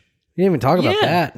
Right. Like, her family heritage, which is related to other history, prior to this. And there's flashbacks again and all that stuff. Like, it is a show you got to pay attention. You have to pay attention in. And even if you do pay attention, you probably still won't connect all of the dots right away, because it's pretty intense, in terms of just the level of detail that is put into it and told to you. So it is somewhat overwhelming, I guess, in some ways, but at the same time, it's very compelling. And, like, you can tell that there's just so much attention to detail and care put into the scripting of all this, because the plot elements really work, the characters really work. It's all in service of this one kind of singular story that it ultimately tells about this Shōgun. period of history, leading up to I guess what happens at the end, more or less. And man, it's really fucking good. I was very impressed. Despite my slow pace watching it, it was really to just digest it as much as I possibly could, because I felt happy to live in this world. I was never bored with this show, even if it is a slow burn. And maybe rich. there are barriers that maybe won't make it work as well for other people. It was certainly in our wheelhouses. It's definitely rich, as you said. And that richness is brought to life so beautifully for me. And cinematography aside, something that I think we can definitely co-sign on, the costume design in this show is absurd. It's absurd. The level of detail and just texturing with to all every this, character, to the armor, to the robes, to anything and everything everyone is wearing at any given time in the show is incredibly beautiful and just awe-inspiring just to look at. Like, so that, I mean, they need costume design in and of itself. This show needs to win lots of awards at the Emmys or whatever TV awards, just for that sort of thing. The set design of these houses, the set design and is enormous too. All of the production design aspects are fantastic. And the crazy thing is, like, where do you, taking a wild guess, where do you think this was shot? Japan? That's a decent guess. Shot in fucking Canada. What? They made that fishing village out of a RV camping site in Canada. Wow. Which is nuts. Absolutely nuts, because it does not look North American. Like an RV camping site? Right. Yeah, I mean, very transformative in terms of just the level of detail that the production alone brought. And my last note for non-spoilers, so we can move on, is all of my hats are off to this fucking cast. Incredible cast. Hiroyuki Sanada is an actor who, when he appears in anything, I'm just like, this guy's awesome. So seeing him in a lead role, he's also a producer on the show. He's fantastic. Awesome. Cosmo Jarvis, never seen this man in anything, but I thought he was great. I thought he was really fantastic as well. Anna Sawai. Mariko she's a fucking powerhouse in this. I thought she was brilliant. Yeah, she is. Probably my favorite character, I think, I guess to say that. Just such an interesting character who has such an interesting arc, I think, in this show. There's a lot of nuance in her character. But also, who is my favorite character to watch might be Yabushige, Tadanobu Asano's character. He's very reactive to the world around him. His mannerisms and gestures and everything are just so funny and interesting, and just like such a his performance choices are like no other actor could replicate that role and play it in the same way and be as convincing. Fantastic. And anyone and everyone else. The actor who played Fuji, I thought she was incredible. Yes, I was gonna say yes. Well, anyways, she is incredible. Yeah, Moika Hoshi is the actor, and I thought she was fantastic. And like that's the kind of character where it's like you watch the first episode or two, you don't really expect that character to come back around in the way that she does, but then she does.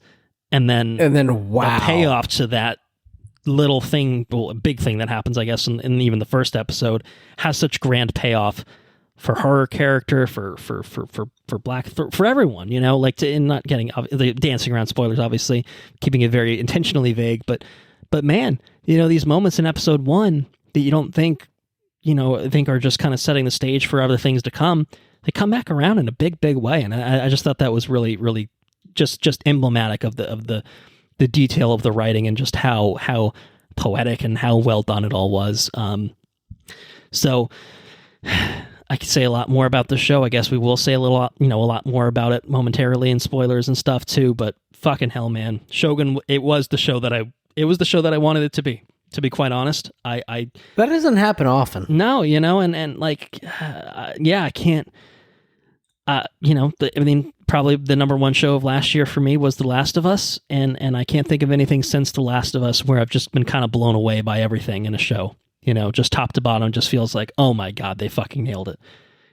Sometimes, even Echo, the one show we covered earlier, had a somewhat lackluster finale, if nothing else. Oh, it was definitely not Shogun. It was certainly never at any point Shogun tiered or anything like that, but it had moments where it was very good, and then there was moments where it was not as good as where it was very good, and Shogun, I think, was, generally speaking, very level, consistent, next level, yes. Very, really well done across the board. So my recommendation for Shōgun, if I may be so bold as to offer my recommendation, which you may agree or disagree with. What do you recommend? What do you think it is? This could be a very yes show. It could be a yes show. It could be a totally fine show, a shithouse show.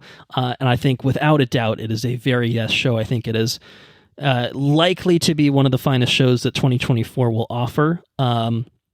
I feel pretty confident in saying it's going to have a firm place, at least in my top 5, when we circle back around to talking about our favorite TV shows of the year. Where it will, place obviously remains to be seen. There's plenty of TV to come, plenty of TV that's out that I haven't watched and stuff too. But Shōgun has made its mark. It has made its impact on me. I'm going to be fucking livid if they don't ever put out a 4K disc of this, because I want it and I need it. A steelbook would be fine too. I'll take that. Thank you very much. You'll get a 4K. You'll probably get a 4K steelbook. I hope so. I sincerely hope so, because this is the kind of show that hardcore, physical media purists like myself will jump over themselves to get, even if it costs $80 or whatever, like, fuck it, man. So it's a very, very, very yes show for me. I think I might even add another very on top of it, because that's how much I really, really dug it. So that's my recommendation. Would you agree, disagree? I would stand 110% behind you in that this is a very yes show. I think that this show is, I don't know. It's a very potent story. I think all the characters are incredibly well realized. It's a character show, is what it is. Absolutely, yes. It's a stylish. It's not an action-packed, big battle sequence kind of show. When action things happen in this show, they're impactful. But and they're impactful from almost the standpoint of Toranaga's point of view. Like they're like the action that happens in this show is distasteful. Sure. And it's upsetting in some ways, yeah. And yeah, exactly. And it's I don't know. It's just a very artfully told story. I think it's the writing prowess on display in this show is it's real powerful shit. It's really good. And like you said, I think that 2024 is gonna have a hard time touching the heights of this show. The bar has been set. And you talked about a show in our catching up section last time, which is still ongoing, which I think is probably the only thing, at least for you, that seems to be knocking on the door, or maybe even a notch above Shōgun. But we can talk about that maybe later and catching up again too if you want. Is that X-Men? That is X-Men 97. Yeah. So between those two, X-Men, 2024 has got that's a conversation for another time. Sure, but it's a conversation for when you've had a few months to cool on both of them, and then kind of look back and think. Like that's a early 2025 conversation where you figure out how those two fare against each other potentially. So yes, but this show here is completely original. I think it's powerful from and we'll get into it in spoilers, I guess, but it's powerful for reasons that are very different than other shows. I mean, other shows can nail cinematography, other shows can nail the score or characterization, just the angle at which this story is told. And I think that the way it's told and the breadth of characters that you do have is bold and fresh, and I think it's incredibly well done in that sense. You don't have one or two main people that are powerful. I mean, you have an entire ensemble of people that are just very well fleshed out. I think the whole thing is just very well realized, and I just don't like super wide angle lenses, and that's fair enough. That's and I don't like vignettes, and that's about it, really. So very yes show for me. One of the best I've seen in a very long time. It's a very yes show from the both of us, and that brings us to full spoilers for Shōgun. So I think there's a version of our spoiler conversation that could be an hour, just breaking down the show episode by episode, but I don't think we really have time to do that, and maybe that's not the most. Maybe that's the best. Maybe that's not the best way of doing things either. So how do you want to jump around? Do you have anything you want to talk about in particular? We can talk about the reveal of Shōgun. What are we talking about with Shōgun? And I think in the first couple of episodes, the first episode maybe, there was a man put in a pot that was a boiling pot, and this first episode is like really trying to make a splash, like it almost like more than the other. Like the first episode feels like it's trying to do a lot of splashy shit or horrifying shit, I guess, perhaps more accurately. Yeah, this is what you're gonna get to draw viewers in, and then the rest of the series, I think, is a bit more subtle and a little more restrained. I mean, granted, there are still people getting blown away by cannon fire and such, but that first episode definitely has. Yeah, I mean, the first episode you have you got a guy in a boiling pot that like smashes his brains in on the side of the pot to like end his life. You have a consort, I guess is the way it's put. You have a consort like having sex with a guy while the other guy courtesan watches. A courtesan. Yeah. Courtesan, yeah. That was kind of. We're getting nudity and sexuality. It was real saucy. It's just, it's all over the place. In terms of a little suicide action on the boat. The guy shoots himself. You also have these foreigners coming into this land and like put in a pit. And they're smelly and they're nasty and they're uncivilized. It's interesting to watch two different cultures kind of clash, Right. Yeah. No, true. Yeah, the first episode is really... There's a lot going on. A lot going on. Well, there's also... we should probably talk about the fucking... they have this meeting in Osaka, and Toranaga's... One of Toranaga's, I guess, again, vassals, samurai, steps over the line because his lord is being insulted. And, he realizes what an insult he has caused by doing so, and so he offers his own life and his son's life in exchange for this offense. And it's like, what? You're like, what? And by the end of the episode, I think both father and child are dead, and that's Fuji. That's Fuji's fucking husband and child.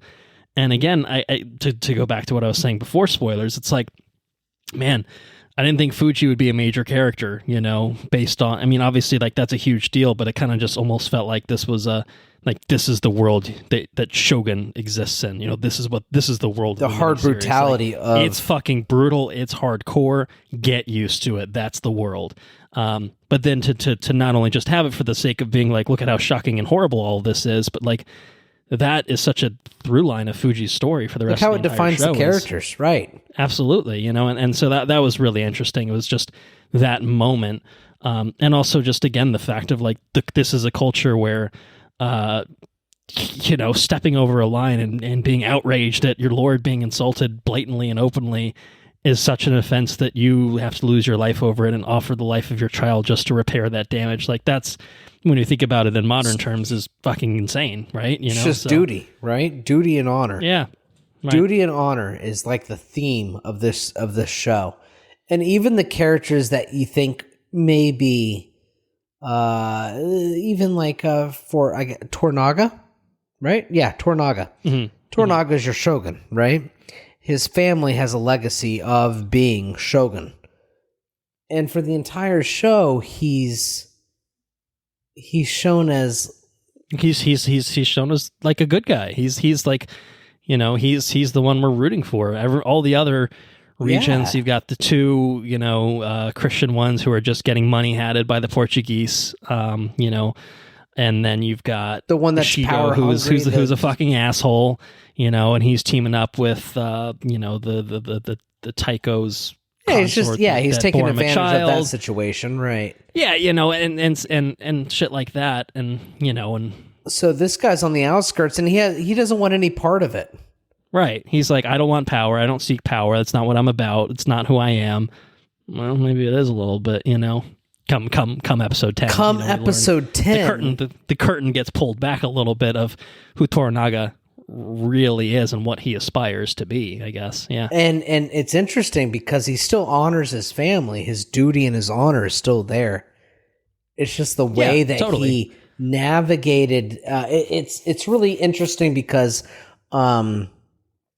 his character is incredibly compelling the entire show, because obviously he's our central character, right? He's our, I don't want to say he's our central character, but he's our like. But again, like every character that we follow is very much aligned with him, you know, in the sense that Blackthorn, who is probably the most, for us, the relatable character of the foreign outsider. You guys are nuts. What are you doing? Right? Well, yeah, and he recognizes this and calls it out and like, oh, this is insane. But at the end of the day, you know, a few episodes into this show, he kind of finds himself, you know, made into a Hatamoto for Toranaga and finds himself, you know, more or less loyal to it. Still questioning, obviously, because of their cultural differences and such. But Blackthorn is still very much team Toranaga. Mariko is ride or die fucking team Toranaga, as we find out, obviously. And a lot of people are. A couple of other characters are. And all of them pretty much are for the most part, except for maybe a Yabushige, who is very much I will work for whoever is going to keep me alive, you know. You know, but who's he's easily win. predictable, right? Yeah, and right. Toranaga uses that to his advantage too. And it's interesting that he can aspire to be shogun and not have to use the conventional means to obtain shogun. You know what I mean? And I think that's it shows his shrewdness. I mean, you know, and especially because, you know, you get these episodes later on, you know, especially towards the end, like there's this really shocking moment, I think at the end of episode 7, where his son, you know, is outraged and is ready to because his brother, Toranaga's brother, has betrayed him, has become a regent, and basically, you know, decides to basically turn him over to Ishido, and basically, you know, just straight up betrays him, more or less. And Nagakado, Toranaga's son, is like, fuck this, you know, and there's been moments throughout, he does the canon thing earlier. He's a very hot-headed. He's a hot-headed. He's easily influenced. He's got the Yabushige's nephew, Omo. Kudos to you to knowing all the names. Omi. I was close to that one. Omi, you know, kind of manipulates him. You know, obviously he's just like, oh, well, what if you did this? You know, like, and like, maybe that would impress your father. And then he does it, and then Toranaga's like, He's out here with his hawk. He's out there with this fucking hawk on the horse, and he's like, "You're just a fucking listen. You're a disappointment." And he throws his hawk up in the air. Yeah, you know? he doesn't get mad at him, but he's just, I'm not mad. I'm just disappointed. That's Toranaga to Nagakado basically every time he does something. But yeah, when Nagakado has that moment where he says, "Fuck this! I'm gonna kill my uncle because he's a shitbag. He's betrayed my father, right? Betrayed this whole thing that he's supposed to be loyal to." And then obviously it turns into a moment of horror where he slips and just this graphic, brutal ending for this character where he smashes his head on the rocks. Is absolutely horrifying. What a way to end an episode. But then that leads us to the point of Toranaga, where he's in mourning. He goes to Edo to mourn the loss of his son. And his whole thing in these that episode and the episode after that is him playing this role of someone so defeated that everyone buys into this idea that he's just done for. The point he's defeated. Yeah. To the point where his own people are bailing. Blackthorn's like, "Oh, what a fucking great leader you are, just letting everyone fucking die around you. Fuck this, I'm out." Yabashige's out, and everyone's kind of just and his own generals are like, his own general commits seppuku. We're wearing armor, at their son's funeral to show, a protest of this. And then, leading to that moment where Hiromatsu has to literally go to this point of, "I will kill myself in front of you to prove that you are fucking up right now." And come to find out, I think even at the end of that episode, where it's just it's all part of the plan, right? He knew his duty. He knew his duty. He did that. I think number one, I think as a show, almost for everyone else, of basically being I am loyal to you to the bitter end, and showing this is the length that I will go to serve my lord. If it comes down to it, it's also protecting the people I think that were kind of outwardly dissenting from Toranaga, and it's just the level of loyalism and everything in these characters, and how that kind of informs Toranaga's kind of master plan, and how it does kind of ultimately play out very much in his favor by the end of episode 10. You don't really see it coming because it kind of just feels like, the fuck's what does he have left in his bag of tricks at a certain point? It just feels maybe he is utterly defeated. Maybe these characters are right that he's just given up and he's ready to die. And to again come around on episode 10, particularly those moments with him and Yabashige on kind of the cliffside before he executes Yabashige, and he's letting him know what's what of here's how it's going to go down. And I thought that was such an interesting direction to take the show in. I'm going to tell you everything before it kind of flips everything on its head, but your understanding of who Toranaga is as a person, who seems like someone very honorable, and I don't think this makes him necessarily a villain or anything like that. It just makes him like everyone else. You know what I mean? He's just out for power, and he's doing it in his own way, but I think it makes him super compelling because he does it all within the realms of what he's the best. He's the best at it. Exactly. Yes, he's the best at the game. He outmaneuvers everyone. And it's Game of Thrones in a way, where it's just everyone thinks that it's everyone's a Ned Stark, and it's you think they're really honorable to follow, and then you're just kind of dumb about how you're doing all this. You're going about this in a very bad way. Exactly. You can be a Ned Stark. Royal princes and royal people of incest is usually bad. That's not a good way of doing things. Game of Thrones style. Here, you see he's manipulative, but in the most subtle ways, and the ways that people fucking buy into his shit, and they're like, you know what, we will bring about his rise to power, with whatever means necessary. He's so awesome, and I think that's really interesting, and it's cool because he's a shogun of not of he became. I don't know. He became a leader, and it took him 10 tries to chop off this guy's head when he was a kid, right? Or whatever. Right, yeah. But it depends on he's a shogun. Who you hear the story from. He's a shogun of understanding people. You know what I mean? Yeah, right. And reading people. Of reading people, of understanding people. Reading them like a fucking book. Whether it's Ishido or Yabashige, Ochiba, any of them. And much in the same respect, he's just like Blackthorn. He's like the consort, not consorts. Courtesan. Courtesans. Yeah, he's like the courtesans of the Willow world. You know what I mean? Right. Yeah. And he's, I don't know. He obtains everything that he seeks out to obtain throughout the 10 episodes that were given, and he does so by manipulation. I mean, like he straight up manipulates Blackthorn, right? Like he hires people to like burn his ship. He uses Blackthorn as a tool, an instrument. And I think that with Blackthorn, it's different because obviously Blackthorn is not loyal. I mean, Blackthorn is loyal to surviving, I guess. But he understands that. Right. And he uses that to his advantage of just absolutely kind of playing the cards in the right way so that what Blackthorn does and how he acts benefits him at the end of the day.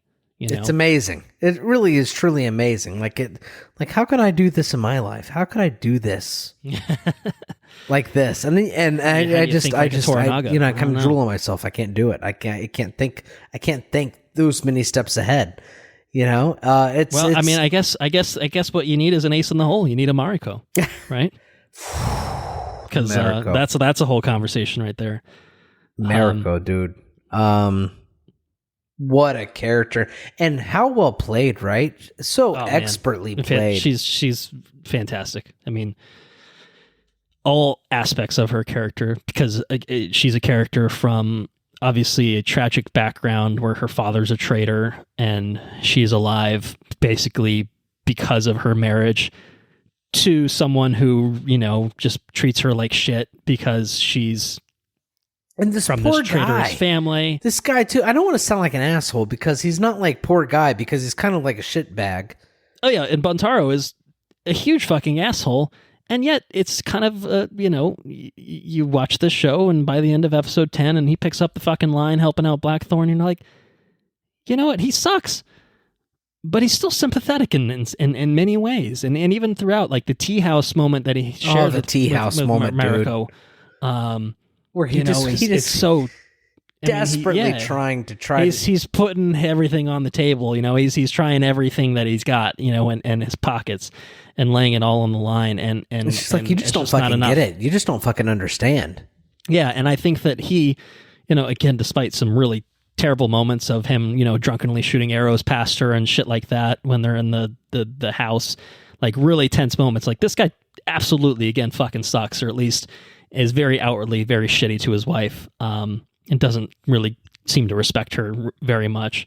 I think he still loves her, but it's a very twisted and abusive form of love, which is not to be idolized or anything like that.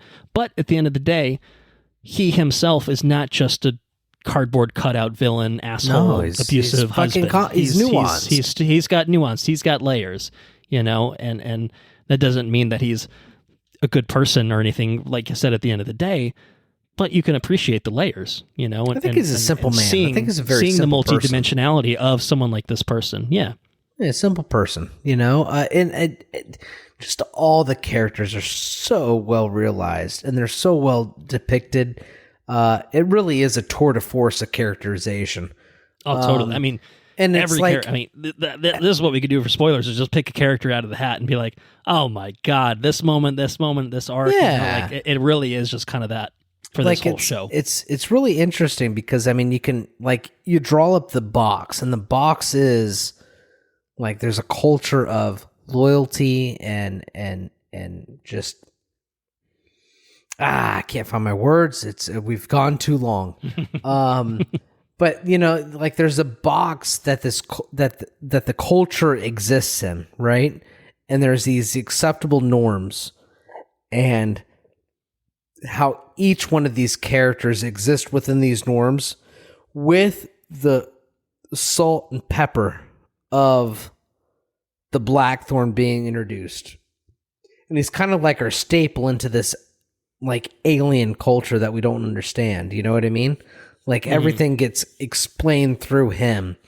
And I don't know. I think the the premise of the show, and I think the way that the story gets told, and my favorite thing about this whole entire show is the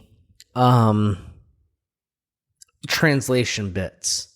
Oh yeah, I mean they're brilliant. Oh man, especially once it gets established that there's a relationship between Blackthorn and Mariko, and Right. and like the way, like I think it's really capitalized. I think in episode 5 or 6, The Willow World one. yes, the one Okay, where yeah. Not consort. What's the word? Courtesan. Courtesan. Yes. When she like her use of manipulation, she stands up and goes and sits behind Mariko, and the cinema, like the camera pans back, and she's talking, but it's coming from Mariko. I just think the use of the way that they use the difference in language is just, it was just so powerful, because I mean it's a way to like, it transcends, like there's like the language barrier, you know what I mean? Like it penetrates the language barrier is what I'm trying to say.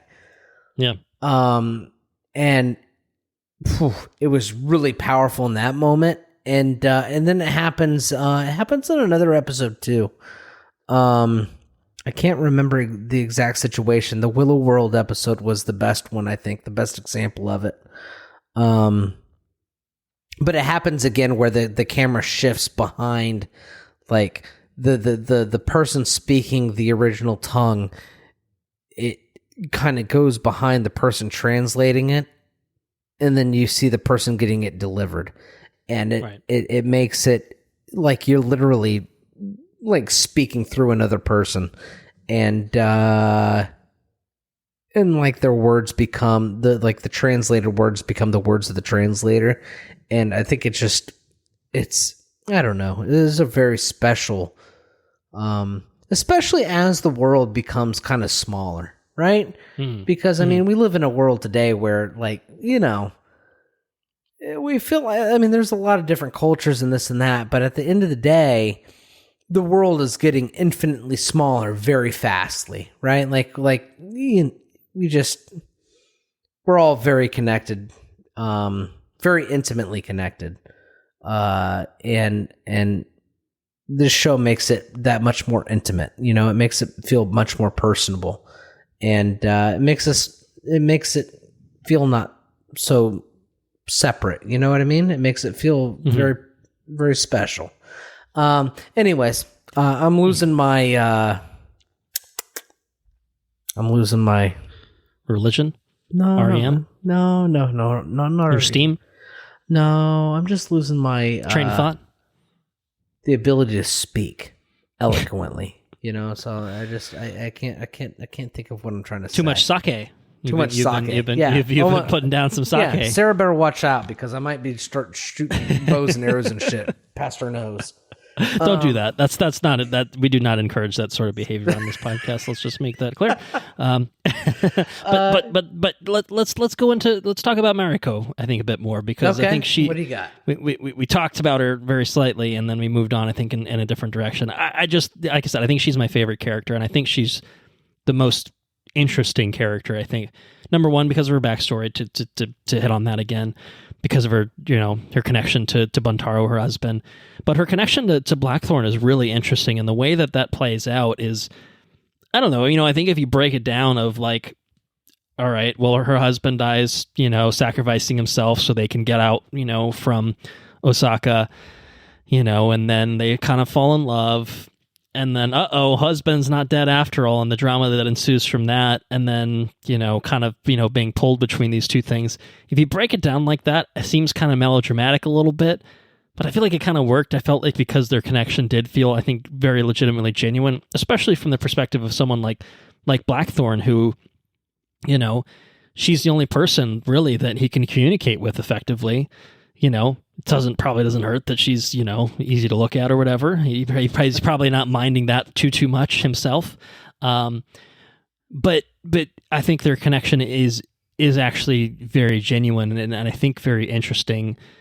And then I think that this other side of Mariko, which I think Blackthorn doesn't really understand initially, but by the time they've kind of had this time to have this bond, he sees, the strength of Mariko's convictions because she's Catholic and he ain't a fan of that shit. You know what I mean? But in spite of that, he obviously still has these feelings. Yeah, there's for a her. scene where they're where she's praying and he's praying, and they're And like there's this, they kind of, it's not just built out of lust or, attraction. It is, they have a very deep connection to each other, a spiritual connection to each other. And again, I think what facilitates that in the first place is this language that they can, share and speak to each other and, kind of understand each other. Because like she's learning about his culture in the same way that he's learning about her culture. And like the sharing of those cultures and values is really interesting to see the exchange of ideas that way.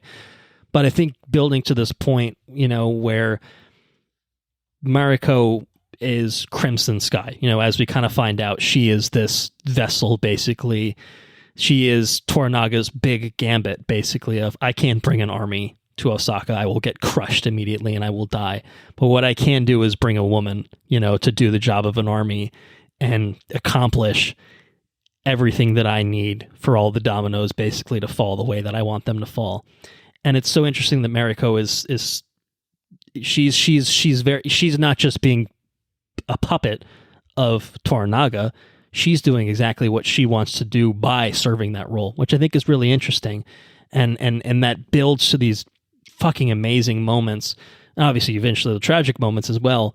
But when she busts out the Naginata and has this fucking, she's in the streets trying to leave Osaka and having this fight with the Shido's guards. Stop it. That was fucking badass as shit. Every time anyone, even like when Fuji like put on a headband and started training with the Naginata, I'm like, man, these women are fucking badasses. And I like that we got to see some of that in action, which was really, really fun and very cool. But obviously, it's like a big moment. There's too many people. I cannot proceed out of the side of the city. They're keeping me here. And then basically she's like, I can't follow my lord's orders. I must commit seppuku and kill myself. And she goes to do it. And there's this whole conversation of, well, she needs a second because if she kills herself, then that's a sin. And in the eyes of God, she'll go to hell. So she needs someone to basically kill her instead that she's not killing herself effectively. And no one shows up to do it. And Blackthorn, who obviously is deeply in love with this woman, kind of recognizes, I will do what must be done. Like he and this basically offering his services as a second is an act of mercy for this woman that he loves. And I think, again, it just kind of, it exemplifies how deep that connection is, where it's you don't want to kill a person you love, obviously, but if that is merciful for you to do that, if that is what is in line with what her wishes are, it just kind of shows how deep that connection was. And then building to this moment where obviously, Yabashige, the asshole, lets the fucking shinobi and the goddamn ninjas come into this, place, and it builds to this moment where, this door is about to be blown up, and she recognizes, I can't be captured, but if I can be killed, then obviously I will fulfill kind of this role of what I'm intended to do of setting things in such a way that will turn the tide, because she's friends with Ochiba, who is, now aligned with Ishido, but they have this deep friendship from when they were kids. And this is whole convoluted, complicated scheme from Toranaga. Again, all the dominoes fall in just the right way. And it's because of Mariko and her commitment to the cause. And I think that's just, I don't know, the actual mechanics of how that all come about, I think are really interesting. And it's really, really sad because, Blackthorn loses the woman that he loves and, and holding her lifeless body in episode 10. And all of it is just very tragic. But at the end of the day, she did everything that she wanted to do. She accomplished it on her own terms, really. It wasn't that she's just been manipulated by Toranaga into doing this and she's an unwilling pawn of his schemes. This is still her, to the bitter end for Mariko. Like, she does everything that she wants to do. And I think that's really interesting for her as a character.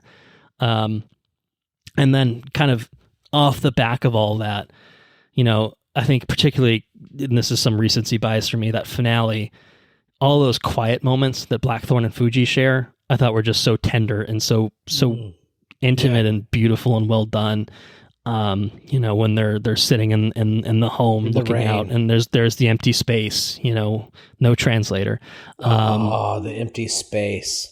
And then even when later on they go out and have this shared moment where Fuji dumps the ashes of her husband and son, and Blackthorn lets go of the cross, Mariko's cross, like it's the rosary, like it's I don't know, man. Good shit. It's all just good shit, and it hit me in the feels, all right? I'll confess to it right now, right here, right now. It hit me in the feels, man. And not in like a I'm bawling my eyes out, but it just deep somewhere in the chest, just really deep in the chest. That sort of like, oh man, like satisfying in the sense of like, I think that everything came together in such a really well executed way, but just hitting you in that deep level of your emotions, where it's just, the complexity of the characters, the complexity of the arcs of these characters, just all feels so fulfilling and feels very real and realized, and that's just kind of everything in the show. I mean, focusing on Mariko and Blackthorn there, obviously, but everyone, everyone kind of has a realized kind of arc that they go through, and I think that's just in a show that's also taking that and mixing it with memorable fucking moments, of which we've probably had 30 that we haven't even touched on, and probably won't touch on in this episode, because we simply don't have the time or the headspace to remember all of it, because all of it is just there. But man, it's tour de force show. Tour de force. We haven't busted it out yet, and I think that it is definitely worth putting there on the record. I definitely think this is a tour de force show. It's a show I'd love to rewatch. I don't think I'll obviously be rewatching it this year. It'll be a little bit.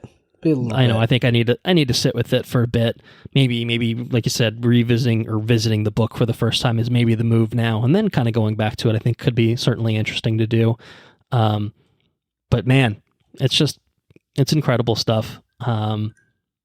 So maybe, I guess maybe we can leave it there, unless you have other things and spoilers. No, like you said, I'm sure we're leaving a lot left unsaid, a lot on the table, but we've hit on some of certainly sort of the more major things I think that come to mind for me. That Willow World episode is just... Yeah, it was awesome. It was just so well done. Yeah, that it was just so well done. Yeah. The translation of all of it, what things get certain things that get translated, certain things that don't get translated. Even in that episode, I feel like she says something like, he prefers the customs of his own people or something. She just completely fucking ignores what he says and says something different. She does it the whole time, and it's...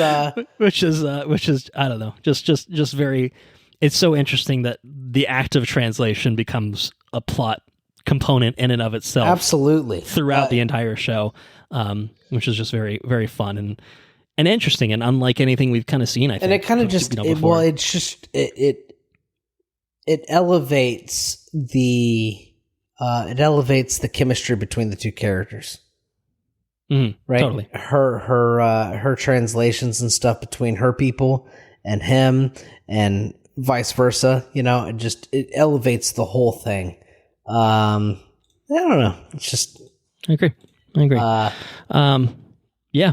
Well, and I'll say, I think all the politicking here is very well done. I think it's all interesting seeing the struggles for power, the balance of power, and how everything resolves, and how everything resolves is teeing up this idea that Toranaga becomes the Shogun.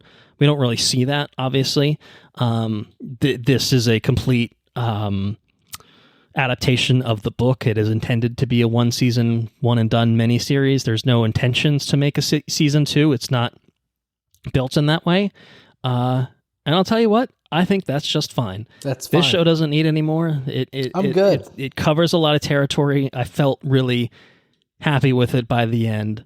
But obviously, something that could be said is, hey, the things happen past this point in history. So this is kind of interesting, is basically, this show, which is based on the novel itself is based off of actual history. And basically this character of Toranaga is basically a fictionalized version of the real life person, Tokugawa Ieyasu, who basically was this, I think he's called the Great Unifier. And basically he is the one that brought back the shogunate at the end of the Sengoku period and started the Edo period, which was between 1603 and 1868.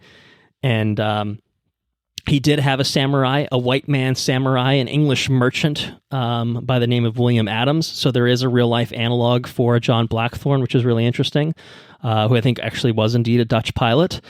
There was a real life Mariko as well, Hosokawa Gracia.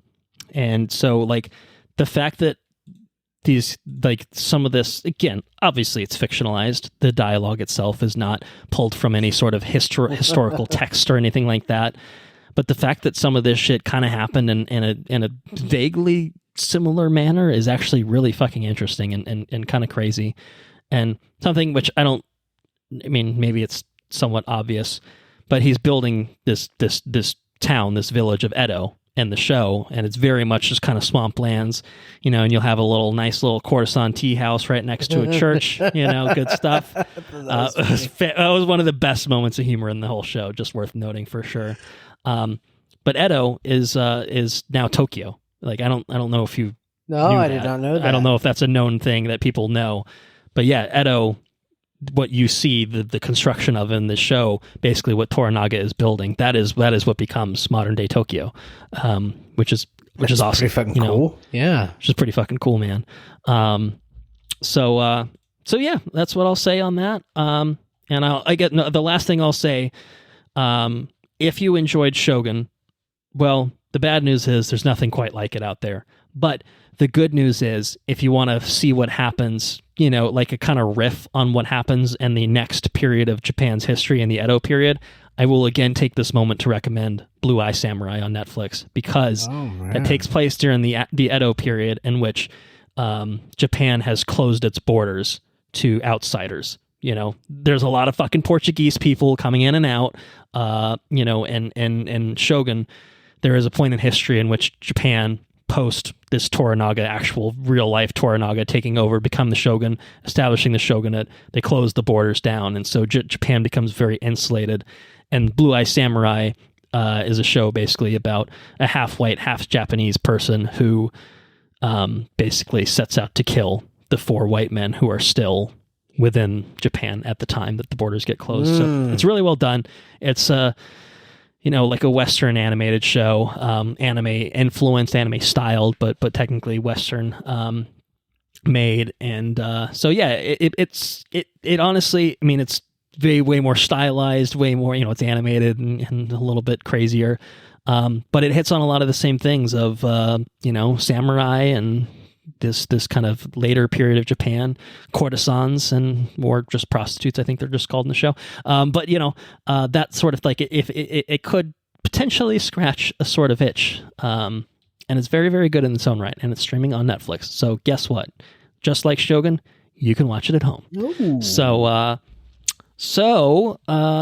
all right, I'm gonna say I think that's it for me on Shōgun, and I'll ask you one last time if you have anything else you want to say. No, I think that's it for Shōgun. All right. Well, I would like to do a very, very, very brief edition of the Listener's Corner right now, if you don't mind. A sliver of the Listener's Corner. And it's something you've already seen, but I thought it might be fun to include this. Enrique Jaime, we have a text group with him, and we obviously covered Civil War on our last episode. I was curious to hear what people would say about it, because I thought that it might have, some broader appeal than one might expect for what a movie like Civil War could have been. And I was curious to hear from people, what they said about it. And Mr. Jaime did not like it as much as we did, I think was probably the bottom line. Okay. He said he didn't like it overall. He said he felt like Alex Garland's directorial skills seem to be improving as his writing take a hit, and he cites Men as kind of an example of that. His film, obviously, prior to Civil War, which I still haven't seen. Oh, that's a hot take. But yeah, and he said he understood the decision to make it apolitical, but he did feel kind of tricked into a different movie and felt that in the end he didn't get any message out of it, which is to say he didn't need a politically one-sided movie, but he didn't quite understand enough of the world to feel invested in it. That's fair. Which I just thought was interesting. I mean, everything he says, I'm like, I don't disagree with, in a certain way. Like, I do think that it was a better example of Alex Garland's directing skills than it was of his writing skills. I still think it was. I thought it was well written, but I also do think it was, like, if I had to say one was better than the other, I would say the direction was better than the writing. And it is very deliberately vague of, like, how the fuck did this world, how did the United States get to this point? Like, it very much leaves that kind of completely off the board by design. So clearly that works for some people, aka you and I, and clearly it doesn't for some other people, like Enrique. So, and that's okay. That's okay to have different opinions. And I think a lot of what we find is just in the way that we disagree. I don't say we disagree on the cinematography for Shōgun, but it clearly viscerally bothered you a lot more than it bothered me. Yeah, didn't like it. But we still basically felt the same way in many other aspects, and didn't necessarily impact your overall enjoyment. Just to be completely, just try to be completely clear. The moments that I didn't like were only because certain points were so elevated. Does it make sense? Sure. Yeah. I like certain points of the cinematography so much that the things that I didn't like in it felt that I don't know. Yeah. Felt even flatter than it, yeah. Exactly. Yeah. So anyways, sure. So anyway, that's what I have on the listener's corner. So, I'm going to give you the floor. Have you been up to... it's only been like a week or so since we recorded on Civil War, so it hasn't been as big of a gap as some of our previous episodes, which is to say that maybe you haven't been up to as much as you had been on those episodes, but if you have been up to anything... I've been up to a couple things. I'll say what I've been up to. If I've... Tell me about it. If I'm regurgitating things, then you can just, cut that out, whatever. But I've been watching some ape movies. Right. I think you had seen Rise of the Planet of the Apes. Now I've seen Dawn.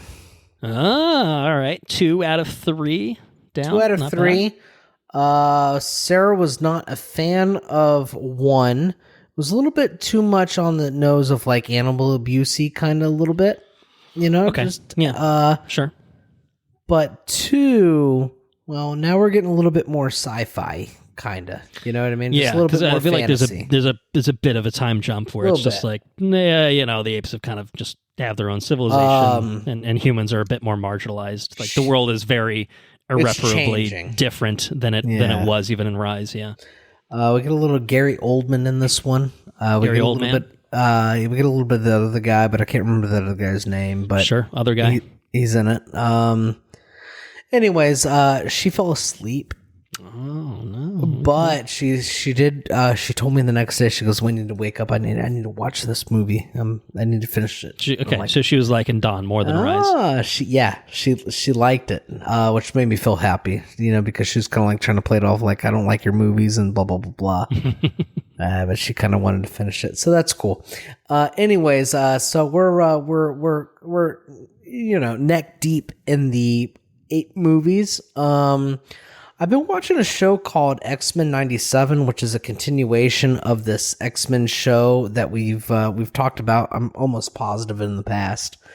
We have. We talked about X-Men 97 a little bit on the last episode as well, which is why I brought it up earlier. Did we? Okay. Because I think you made the bold claim at the time that X-Men 97 might even have been a little better than Shōgun for you. So, do you feel the same way right about now? I think one more episode has come out since we recorded. I don't know if you're up to date. I think it's the first part of the 3-part finale that they're doing. X-Men 97 is an incredible show. That's what I will say. At the end of the day, if it's in the conversation of being anywhere as good as Shōgun, that's 2024. That's high praise. Has been with Bluey, the Bluey episode. Yeah. Okay. with Bluey, with X-Men 97, and with Shōgun.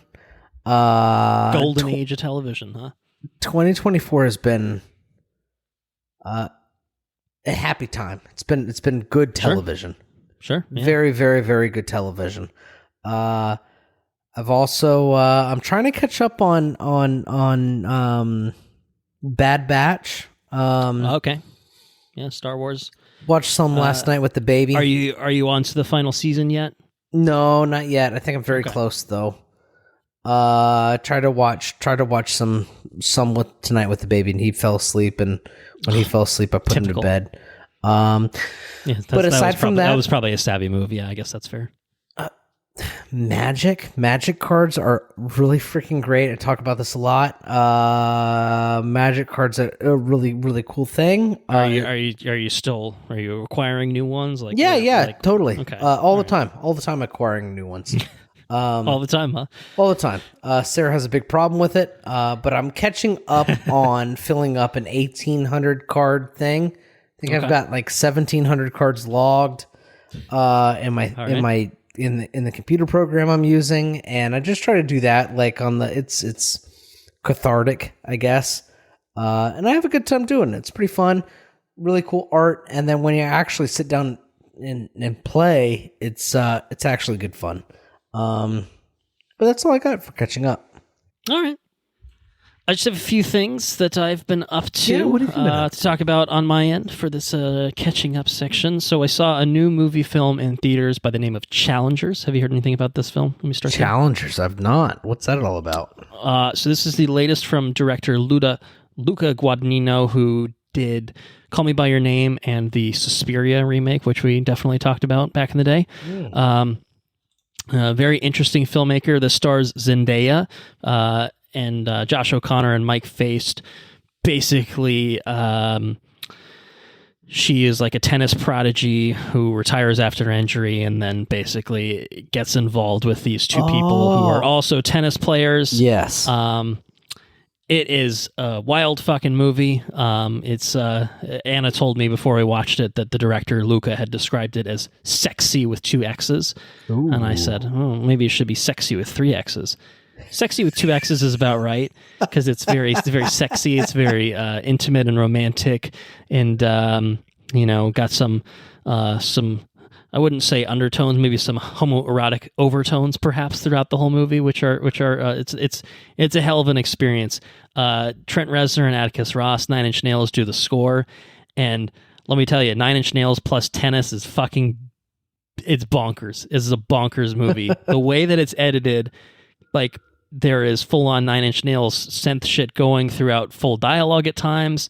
There's moments where, like when they're like playing tennis and like the match starts, like the beat drops and it's just fucking 9 Inch Nails, balls to the wall kind of shit. I saw someone online describe it as a tennis anime, and I think that that's totally it. Like, it's like love triangle shit. It's fucking over the top camera angles. Like, there's first person, there's I'm a tennis ball camera view, there's under the tennis court camera views, there's over the head tennis court camera view. It's insane. Absolutely insane movie. There's not quite Zack Snyder levels of slow-mo, but this is probably like a Zack Snyder movie, probably about 15 minutes shorter if you trimmed some of the slow-mo types of things in it. But I had a hell of a time with it. I enjoyed it. I don't know that I loved it necessarily, but I thought it was very entertaining and very just interesting and intriguing experience, kind of unlike anything I'd seen, and definitely unlike any other tennis movie I'd ever seen. Zendaya is very good. All 3 were great. Josh O'Connor and Mike Faced, very, very good as well. So I would recommend it. It's I don't think it's something you're going to see in theaters, but I'd say when this comes around to streaming or VOD or Plexin and whatever, I'd say give it Sarah will definitely give you some judgmental looks, I think, but maybe she'll enjoy it too. Maybe, I don't know. I don't know if it'll either make her really uncomfortable or if she'll dig it. I am not sure. It's definitely a weird fucking movie. But would definitely recommend Challengers. It's an interesting film, if nothing else. Ed and I started watching Abbott Elementary season 3. Have you? I know you watched obviously the prior seasons. Are you up to date or? I am not. I think I'm like 5 episodes in or 4. Yeah, all right. So you're probably even further than we are. We watched the first one was like the double episode, so it was like 45 minutes, and then we watched one more after that.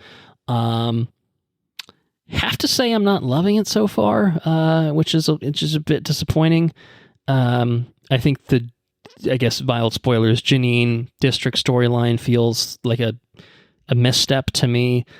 The stuff with her and Gregory just feels like how far are we going to draw this fucking shit out sort of things. And, it's definitely funny at times. Ava is obviously still the MVP as she has been. But I'm hoping that it settles into itself. I know it was strikes affected, I guess, really. So we'll see, but hopefully it picks up a little bit. It's early days, so obviously I'm not dropping it. I just have found the other seasons, I think, a bit more compelling so far. And then last but not least, the last thing I wanted to talk about is yesterday, Anna and I took a day trip up to New York City so that we could see a show on Broadway. Ooh. So we went to the Broadway production of Merrily, We Roll Along, which is a revival of a 1981 American musical with music and lyrics by Stephen Sondheim. And this revival stars Jonathan Groff, Daniel Radcliffe, and Lindsay Mendez as like the principal trio in this. So I think it's the first time seeing a show where I'm like, oh, that's Mindhunter, or that's right.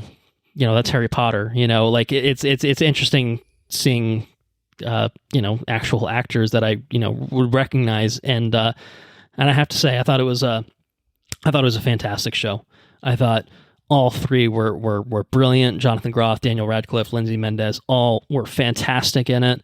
And I thought it told it, like Shōgun. It's a Broadway show that's very unlike Shōgun in almost every way. But I think like Shōgun, it tells a story about people. And it's a really, really unique way that it does it. Like the whole story is told in reverse, where it begins with, the end point of the relationship between these three people. And by the end of the show, you're at how they kind of met, or like how they kind of came together and how they came to be friends, kind of thing. And it goes over the span of like 20 years or so. And that story structure was really interesting. And it's basically kind of, in a nutshell, the story of the dissolution of a friendship, and the loss of kind of the optimism of youth and becoming jaded, getting older and richer and all that sort of stuff, and losing your artistic integrity and all these things. And I just thought that, it hits on some really resonant themes, but in a really unique storytelling way. But at the end of the day, it's really about these three people, and I thought that the human aspects, the connections between these people felt very real, even though you were only seeing these cross sections as it kind of goes through time, in reverse order, which is really, really neat and different. So I don't think you're heading up to New York City anytime soon, but no. If you make it up there before July, when I think this show is closing, I would recommend it. I would recommend it to anyone listening that has access and money. It's not cheap, unfortunately. But I thought it was awesome. It was great. Really, really enjoyed the show. Was very moved by it. And we had a nice dinner afterward as well. Hey, that helps. It was a shit show getting to the thing. I guess I glossed over that side. We had a mega bus in the morning that we missed because the public transit decided to be fucked up and skip the stop that drops you right at the bus station, and so we didn't have time to catch our bus. So we booked the next one, and then that one got us in 20 minutes later than it was supposed to. So we had to fucking book it from there to get to the theater. I think we sat down while the overture was playing, but we were out of breath. Let's put it that way. So it was kind of a rushed, production getting there. But once we were able to settle in, it was a nice time. Good, fun little day trip. Love a good Broadway. We saw Hadestown last time, and we're 3 for 3 on our Broadway. For me, Wicked, Hadestown, and Merrily We Roll Along. I think we're all really fantastic, very different from each other, but had a great time. So that's it. That's it for me on this episode.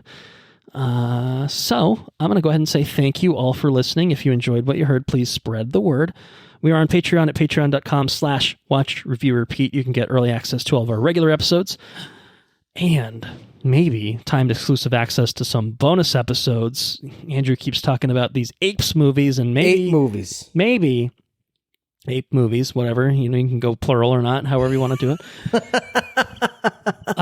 But I think we've been kicking around the idea of doing a bonus episode on those 3 Planet of the Apes movies, building, leading up to Kingdom of the Planet of the Apes, which is Caesar is home. Which is, I think, is actually a week away from dropping, but I don't think we will probably see and cover it obviously right away necessarily either. So hopefully we can put that together. I think probably if it works out, that'll probably be the next thing we record entirely. Is an Apes bonus episode if we can make it happen. I say that because I have to watch all 3, but I have an open weekend, and that's what we're doing. Shōgun is in the rearview mirror. We finished it tonight. It's Apes time, or Ape time, as you might say. Ape time. Time for Ape. Time for Ape. So our website's watchreviewrepeat.com.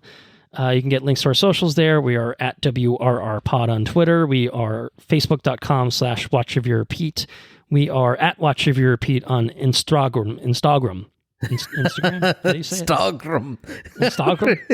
You're fucking Russian. Instagram. Instagram. In Soviet Russia. Instagram. If you've got something to say, please send it our way to watchreviewrepeat@gmail.com. If you want to be part of a future edition of the Listener's Corner, or if you're cool enough, you can just text us. That's fine too.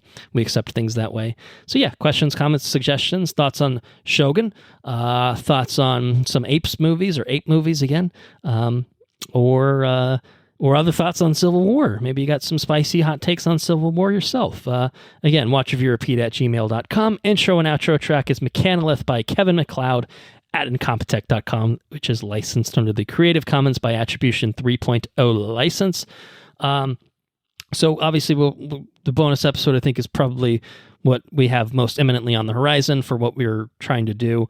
In terms of our next regular episode, I think, the Fall Guy is about to be out. Yeah. That looks fun. We could do that, before we get to Apes, but otherwise, definitely, I think Kingdom of the Planet of the Apes is certainly on the horizon for us, and so probably one of those 2 would probably be my speculation. I definitely want to see both of them, and I think I will see both of them. It's just obviously doesn't mean we're going to cover both of them necessarily. So we'll see. We'll see how it all plays out. Right now, we were focused on Shōgun, and we'll figure out what else is to come. So stay tuned and look forward to whatever else we've got, cooked up for you guys. Andrew, time for you to say goodbye and good night. Shōgun. Logan. Wait, no, that's not it. Shōgun.